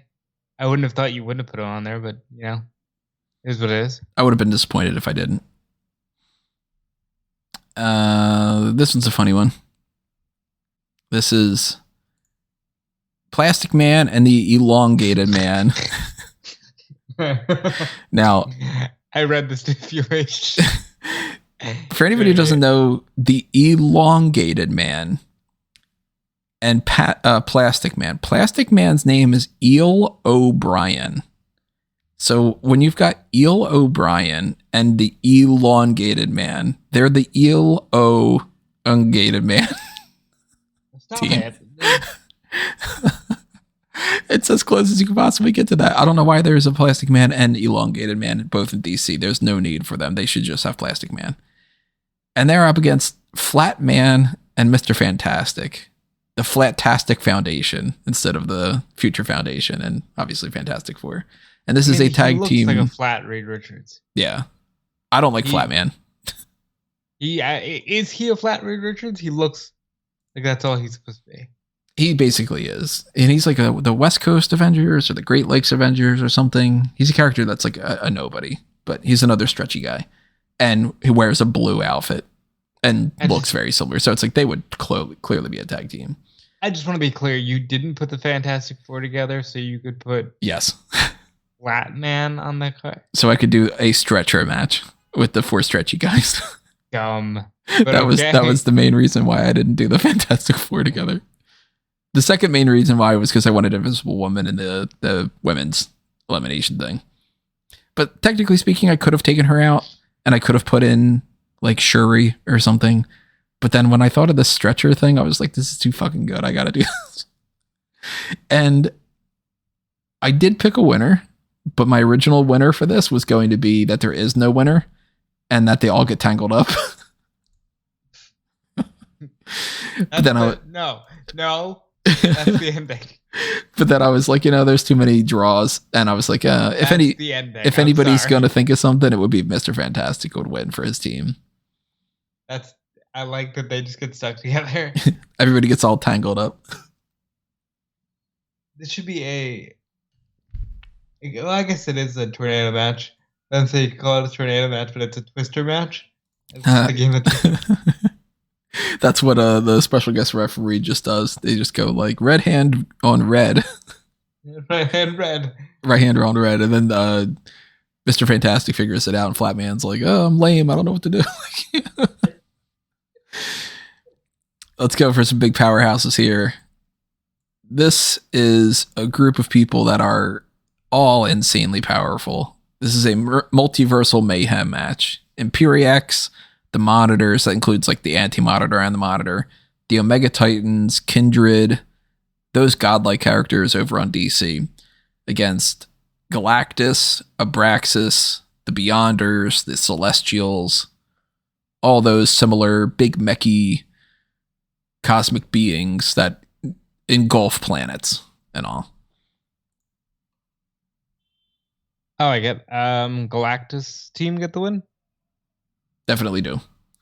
Partially because their managers are the cosmic entities, Eternity, Oblivion, Death, and Infinity. And also partially because Galactus is the coolest out of everybody that's mentioned here. Yeah, that's exactly why I immediately picked him. I like the name the Multiversal Mayhem match. It's one of those like less gimmicky, but still kind of hokey. This feels like it could have been a Universal Championship match or a Universal Tag Team Championship match. I like that. The Multiversal Championship match. There you go. Let's get into some of those championship matches, though. And come back around a little bit because I do have one more that's not a championship match. And then the Survivor Series match. But let's get into the mid-card match. Now, this one's a little complicated.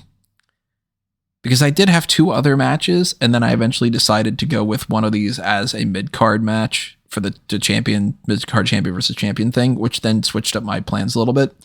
So I mentioned before, like I was thinking about doing like Lobo versus Wolverine or Batman versus Wolverine, and maybe that would be a mid-card thing, or maybe I thought of a lot of consideration of Shazam versus Thor being the mid-card title match. And then I was like, they're too powerful. I don't know. So we're going to actually do 3 matches here because 2 of them happened prior to the show. So one match that happened prior, it's an exhibition. Cyborg beats Deathlock. So why wasn't this in your dark match inclusion? Basically, to explain it better in this section. Okay, that's fair. So there are very similar characters, but Cyborg is more powerful. Cyborg is cooler. Deathlock is a character that they could tap into more and have some fun with, but it's never happened yet. And everybody, I think, would just look at it at this point and go, oh, that's Cyborg ripoff, you know? Yeah. So Cyborg wins. Cyborg wins that match leading up to the pay-per-view. There's also Red Lion against Black Panther, which obviously Black Panther wins. These aren't dark matches. These are like matches that are televised prior to pre-pay-per-view. it's like these are on Raw. Got it. yeah, like the build up to it. So Red Lion is totally a Black Panther ripoff. Obviously. What do you mean? It's a Red Lion. That's not Black Panther. And I thought about just doing these matches as like, there's 2 other matches. And then I was like, maybe I'll even team them up and it'll be like whatever or something. And then I was like, is anybody really going to care if it's Black Panther versus Red Lion? Nah. So it's just like, hey, those 2 characters are very similar. But then that leads to the mid-card champion against the mid-card champion, Cyborg against Black Panther. And they've got Red Lion and Deathlock ringside, like in their corners. Okay. That's ridiculous that you put that much time and effort into it. And I like the match. It's a good representation on this card. And I, maybe sacrilegious, I just like Cyborg more. So, Cyborg. I'm going to go Black Panther. I mean, yeah, I figured that. I just, I thought I'd give him love. Cyborg is a character that I have grown to appreciate a lot more over the years. And I think that there's more that hasn't even been tapped into yet with Cyborg. But I also just think that Black Panther is ultimately cooler. And I don't know if Cyborg can do as much to the Vibranium. That's fair. Black Panther's really smart. He can figure out a way to hack into Cyborg. Cyborg can just kind of blast him. I mean, Cyborg can try to hack into Black Panther, but Black Panther doesn't really have, like, tech in the same way. You know what I mean? Yeah, I don't know. I think Cyborg is a little cooler, but I totally understand going with Black Panther. And I also liked the idea of, like, in particular, Black Panther being the mid-card champion. I think he's a good spot for that. He's not the top of Marvel, but that dude's going up there.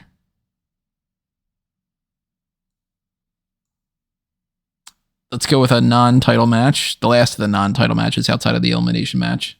You have 3 more matches left on this card. This is interesting. This is the Bat Family against the Heroes for Hire. So it's primarily Nightwing and Batgirl against Daredevil and Elektra. So I don't like the Bat Family, but they have to win here. You don't like the Bat Family? I don't like the as a concept. No. Oh, you mean for this card? No, I just mean like in general. Like I think there's been too much reliance on the Bat Family in recent years. It takes away from like part of Batman's whole deal being that he doesn't let people in. Yeah. I think there's been too much of letting people in. Because arguably Clayface can be here somewhere. Yeah, I hate the overexpansion. For sure. Like you don't have Kate Kane on here, you know what I mean? Right. Yeah, I mean like there's a lot of, you kept it very good because it's Dick, Jason, Damian. I forget. Oh my god, I just drew a blank on his name. Tim, thank you, and Barbara. Yeah. So that's not too bad. I do have ringside though. Alfred, Jim Gordon are like managers.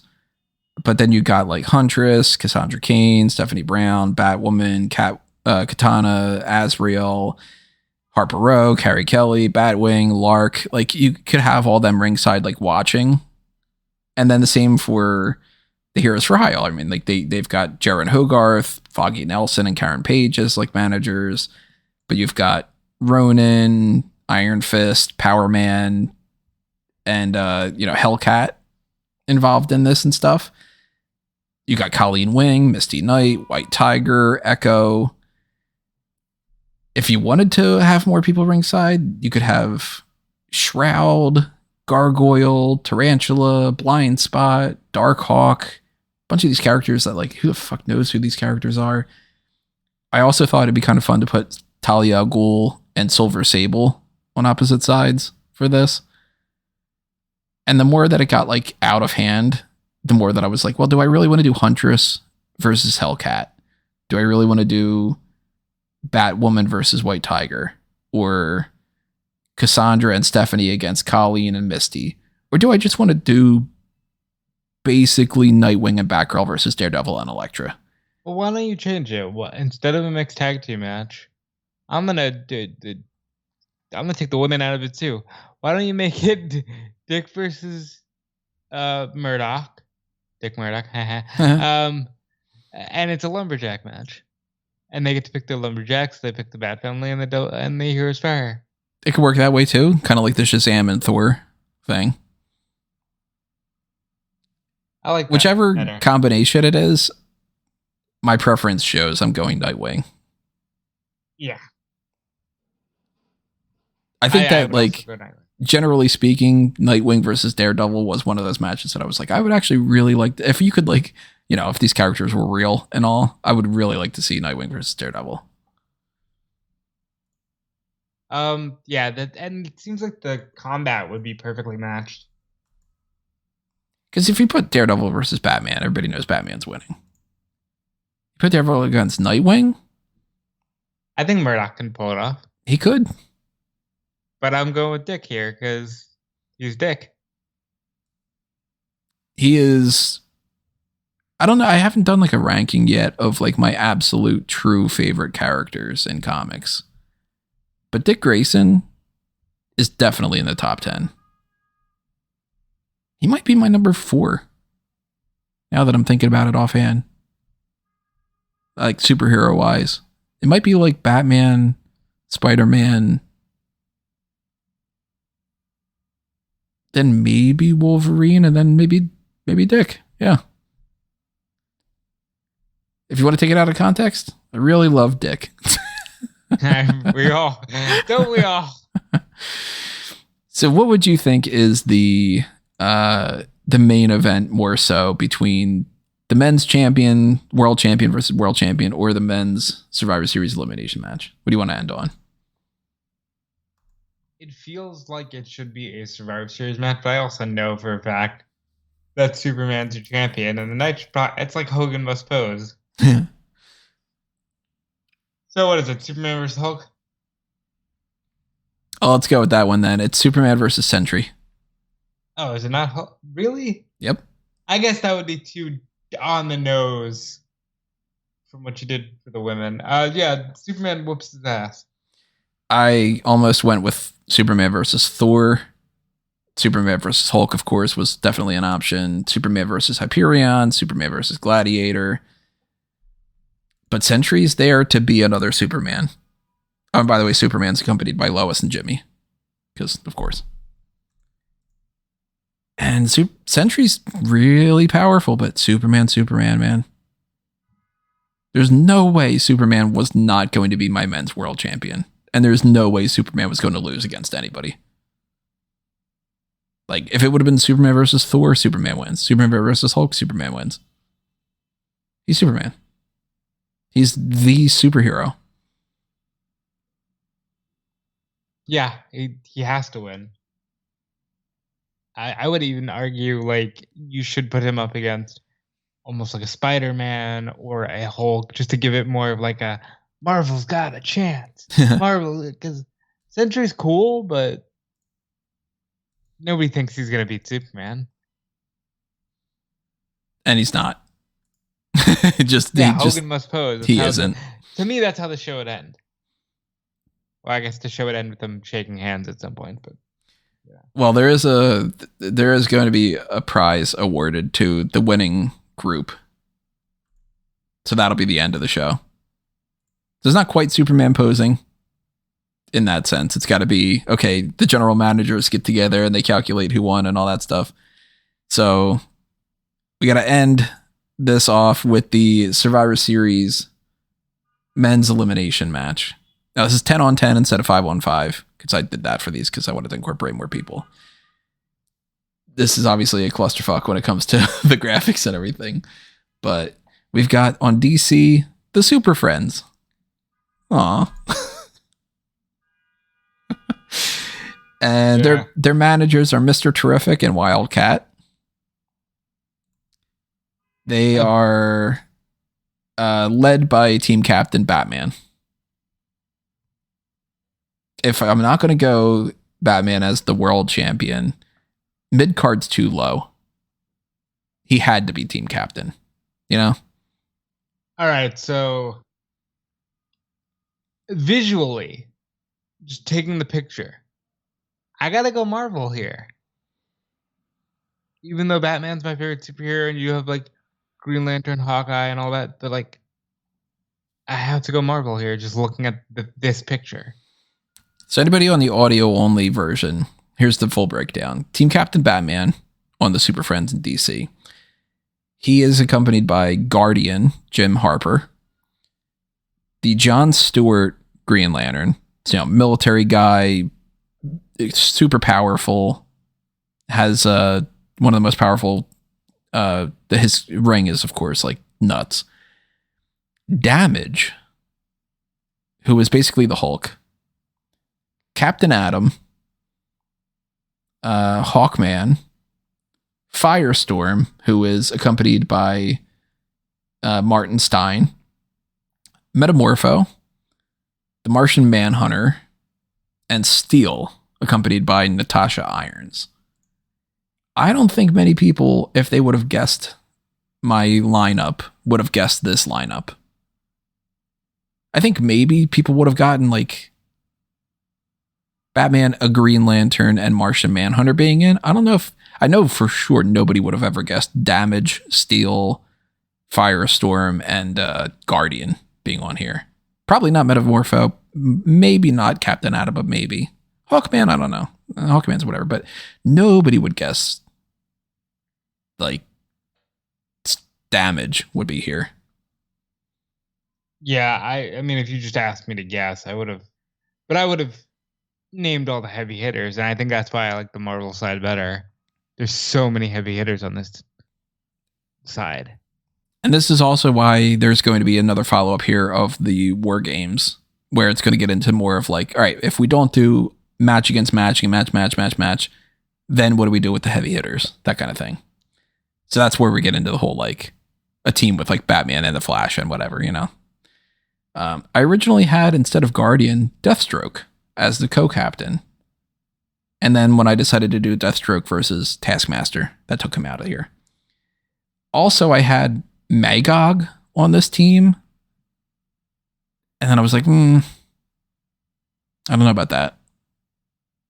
Magog sounds like such a, like the most fake name ever. He is absurdly powerful. Wouldn't you be if you were Magog? Yeah, Magog. The Marvel team, the Ultimates, or the Ultimate Avengers, either one, they don't have any managers listed down. I couldn't really think of who would make sense other than like Nick Fury or, you know, any of that kind of thing, like S.H.I.E.L.D. But that is a team with two captains, because they are co-captains of Iron Man and Captain America. Iron Man, of course, accompanied by Pepper Potts and Happy Hogan. And Captain America gets an entrance with his full Liberty Legion, Sharon Carter, Captain Carter, American Dream, Miss America, the Invaders, Wizard, Patriot, the Howling Commandos. Figure like Captain America coming out with like the NWO of like all this like super gung-ho American types. And this is Steve Rogers, Captain America, by the way, for anybody who's wondering. It's like, yeah, I shouldn't even have to say that. It's not like Isaiah Bradley or something. But he would be there. You know, he's one of the other people just supporting Cap. Cap is basically the leader of this. Iron Man's the co-captain, but it's more so Captain America, let's be honest. But I wanted to balance out Batman and Iron Man. And that's actually one of the reasons why I put Guardian on here, is to kind of balance out Captain America a little bit. Two dudes that are like around the same power level with a shield, look very similar. Of course, Captain America's way fucking better. Also on the team, Spider-Man, Peter Parker. He's got Mary Jane with him, and, you know, Aunt May. Why you bring Aunt May to this? She's there to support her surrogate son. You know, her nephew's important. She's yay, Peter. We got Hulk, because clearly Hulk was going to be on this team. If he wasn't going to go up against Superman, Hulk was going to be on this team. He's got Betty with him. He's got General Ross booing in the crowd. Funny. Silver Surfer is here. He is one of the most like well-known Marvel characters that's obviously incredibly powerful. To offset Hawkman, I got the Falcon. I've got to offset Firestorm, Human Torch. Yeah. To offset Metamorpho is the Thing. So that's like a tag team, you know? Here's the thing. Here's the thing in the top right. So Fire Guy, the guy who is like can turn into like Rocky type stuff against the Rocky guy. Kind of to offset Martian Manhunter a little bit is Adam Warlock. Very, very, very powerful character who is accompanied by her, which sounds stupid, but that's her name. And the Thing's got Alicia Masters with him, and Human Torch has Frankie with him. And to offset Steel is Colossus. Yeah, even as you read these names out, Marvel does win, right? I actually wrote down what happens in this. Like not move by move, but like elimination by elimination. If you wrote down move by move, I have a problem. Yeah. The first thing that happens is Guardian gets taken out by Captain America. Realistically, Guardian is the weakest on that team, and we need to set a precedent here. Cap is the leader of Team Marvel. So you know what happens after he takes out Guardian in like a relatively short amount of time frame? Cap gets like the, pat on the back from his team and whatever, and he looks over at Team DC and he says, I could do this all day. That's funny.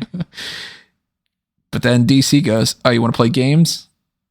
Falcon gets taken out by Hawkman. Falcon ain't putting up a fight against Hawkman. Hawkman's more powerful. He's got that mace. Fuck Falcon. Yeah. And that's, okay, you want to act a little cocky, Cap? There goes your tag team member. So now we're telling a story here. This is why I wanted to keep this one pretty much for last. Well, Captain America just gets a little bit humbled there. So team captain, co-captain, Iron Man steps it up and he eliminates Steel. Mech guy, and Iron Man has his nanotech suit and he's like, all right, I'm going to take your mech guy out. Fuck you then. It's weird because I'm picturing just fights, but I'm also like still picturing pinballs. Right, yeah. It's weird because it's like, obviously if you have like Hulk going up against Batman, like Hulk should one punch Batman, but you have to kind of like kind of treat it as like Injustice rules where they all got like that shot of adrenaline kind of thing. So far so good. Human Torch is next to get eliminated by Firestorm after the Human Torch tries to take out Martian Manhunter and Firestorm changes Johnny's flames. Because Firestorm is a different type of character than Human Torch. Human Torch can get really hot. Firestorm can change elements. So what happens if the Human Torch stops being hot? Firestorm's like, yeah, you're cold now. When you're hot, you're hot. So Human Torch is taken out. Things are heating up in a different way. And Silver Surfer says, oh, you want to play the games? You're fucking gone. And takes out Firestorm. Fair enough. We're going back and forth a little bit. And this is when, at that point, Firestorm getting taken out infuriates a person on Team DC that is super strong called Damage. And Damage is able to go one-on-one with the Thing, beat him down. Thing's trying to, avenge Johnny Storm. And the Thing loses because Damage is really powerful. And then Colossus steps up and is like, okay, well then I'll take on Damage. And Damage takes him out.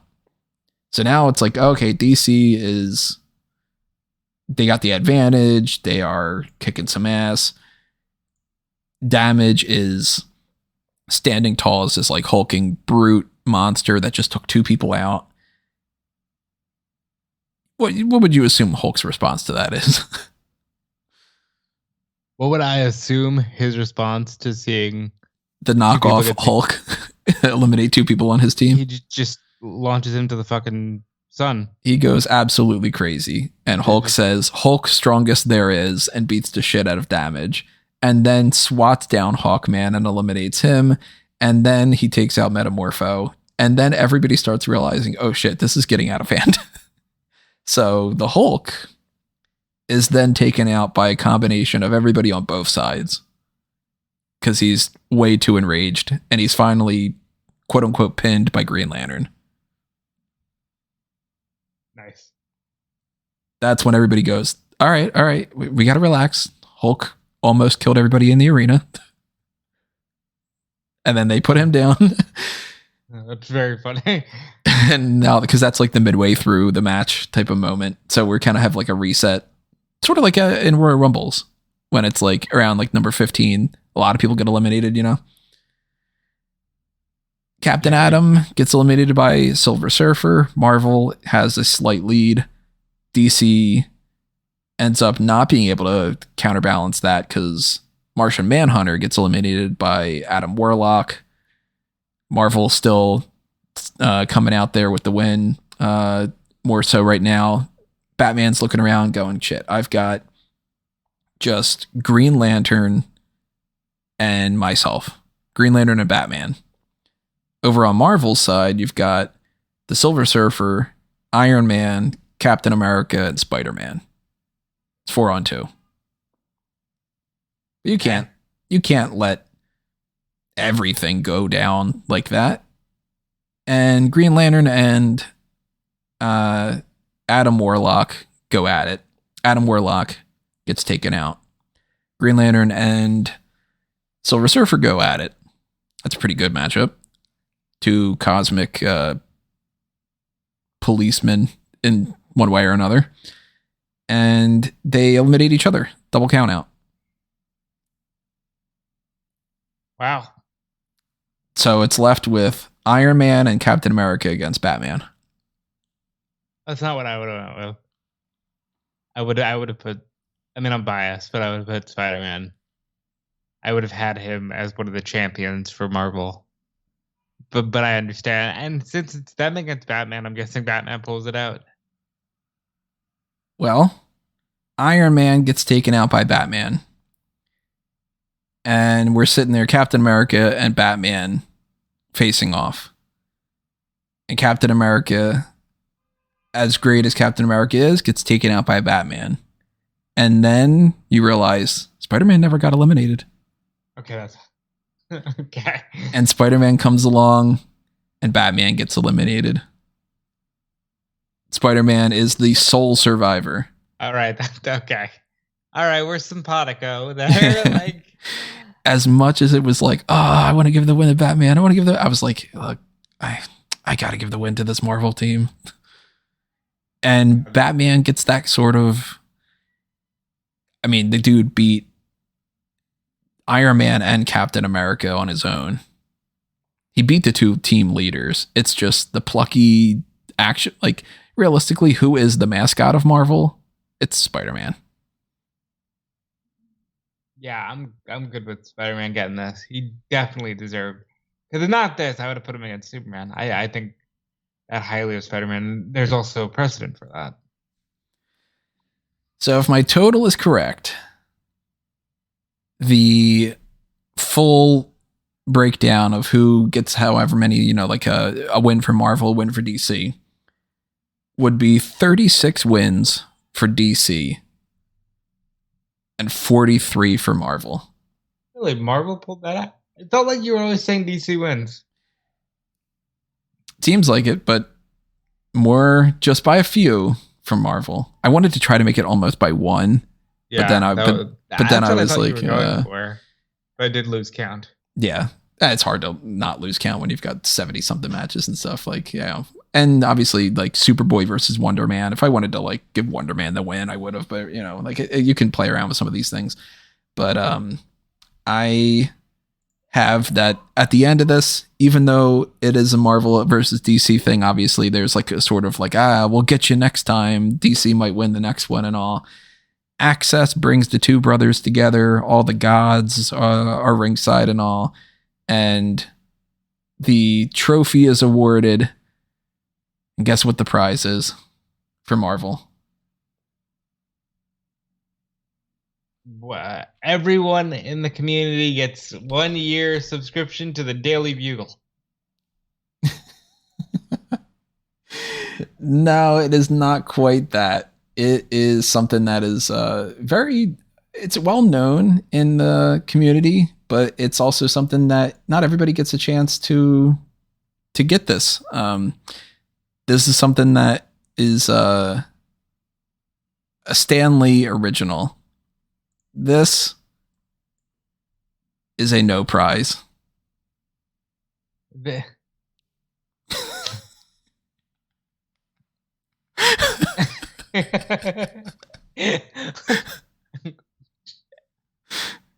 Tony, we've been sitting here for like...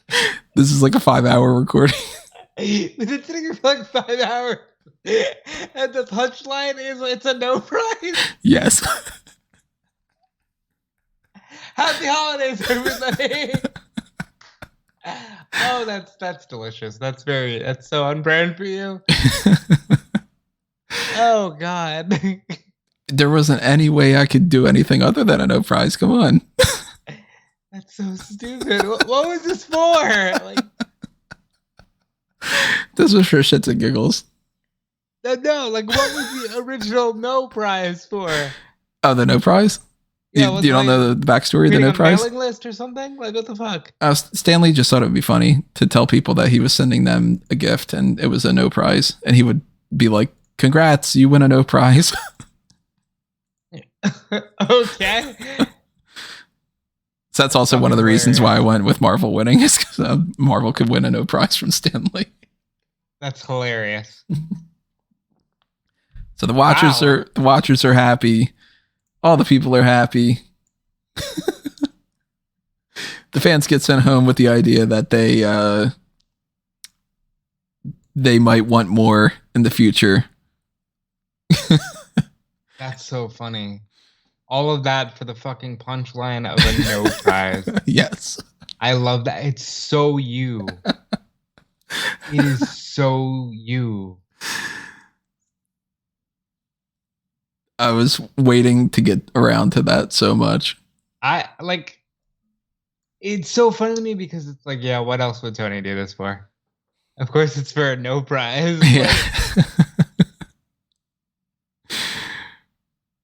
So that's the way that I would do DC versus Marvel in like an ultimate kind of perspective for Survivor Series. But as I mentioned before, there is another variation of this, and that's going to be on the Patreon or the members only side of things. You have to subscribe to the Darkcast tier on Smark Out Moment or the bonus features tier on Fanboys to get access to the next one. We haven't recorded it yet. I'm going to try to record that with Rob. Maybe, I don't know, maybe tonight, maybe tomorrow, depending on when he's free.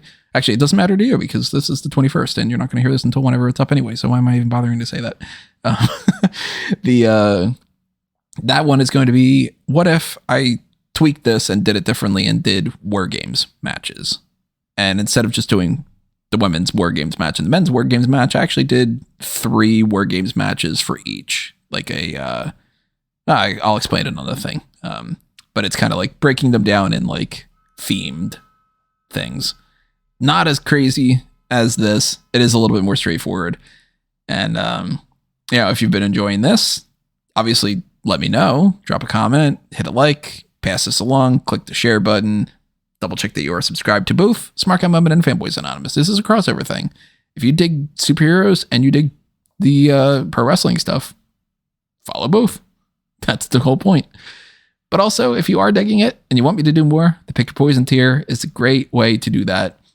And make sure that you request like, hey, what if you did a Royal Rumble? What would you do? And you had the DC and Marvel people all against each other. And it was like, you could even have the DC people against each other. Or if you did like a Civil War with DC and you had like Batman and Superman on opposite sides, who would be on each team? Or we could explore this in a lot of different ways. And I would love to get Rob at some point to do a version of this that he would have in mind. Because I'd love to hear your ideas.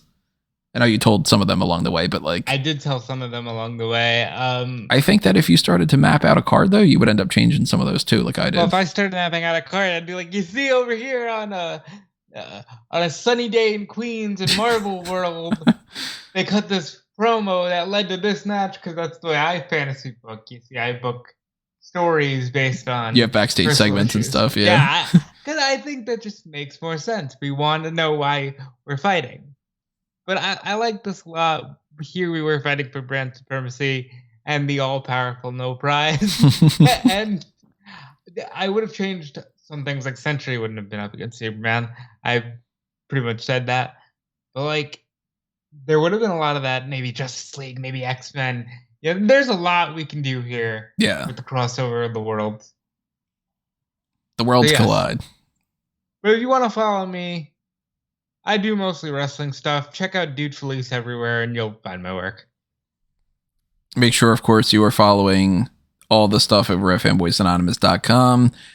Make sure you are following all the stuff over at smarkoutmoment.com. Click on, obviously, the Redbubble and TeePublic for both, and a Mango Tees. And you are following, the YouTube channels and the websites and, the social media accounts, Facebook and Twitter and all. If you want to get a link to everything like that, you can find that on amangotree.com. Both the Smark Out Moment and Fanboys Anonymous links are there, and the Letterboxd and the Patreon accounts. My personal stuff, my LinkedIn even, it's on there. My Facebook, my Twitter at Tony Mango. If you enjoy this type of stuff and you are kind of newer to the pro wrestling stuff, we do mock drafts over on Smark Out Moment. We do things like the Fantasy League over there. So definitely tune in, check out that kind of stuff for things like the hot tags and all that we do every single week. Also, if you are just more so into the superhero stuff, the Blueprint Project, I can't stress that enough. Even if it's a James Bond thing or Ninja Turtles or something, it's not DC and Marvel. A lot of work's been going into a lot of these things just because I got all that stuff stuck in my brain. So I got to get it out there at some point. But that's part 2 done. Part 3 is coming up with the Darkcast tier and the bonus features tier. So stay tuned for that on whichever one you want to go to. It's going to be the same exact thing uploaded on both. So it's not like it's like if you got one, you need to subscribe to the other one or something. I'm not going to do that kind of a game. DC versus Marvel, though, definitely one of the more favorite things that I did this year. A project that it was just a lot of fun to work on this. And I definitely want to do more things like this. Oh, yeah. And it was so nice to see you pour your heart and soul into this and just sort of be the audience member. I really enjoyed that. And I really enjoyed having you as a part of it, as I always do with all the different podcasts that we do. Rob is my perennial Guy Friday. I really do appreciate that, and I'm glad to be your Friday, and it's only Tuesday. It is come Tuesday for those who know about NXT. It's not just a what did he just say type thing. It's a different story. But yeah, that's going to do us in for this. Thank you for checking out part 1 and part 2. If you only checked out part 2, then why didn't you check out part 1 first? I don't know. That's how math works. And go back and check that out if you didn't. And definitely stay tuned for that 3rd part and whatever else is coming your way from Fanboys Anonymous and Smark Out Moment that's next. I don't know, especially because we are recording this in advance, but it'll be popping up here. So make sure you're subscribed to both channels, and we'll see you when we see you in the next thing. So that's going to do us in for this. Thank you again. It's time for us to geek out.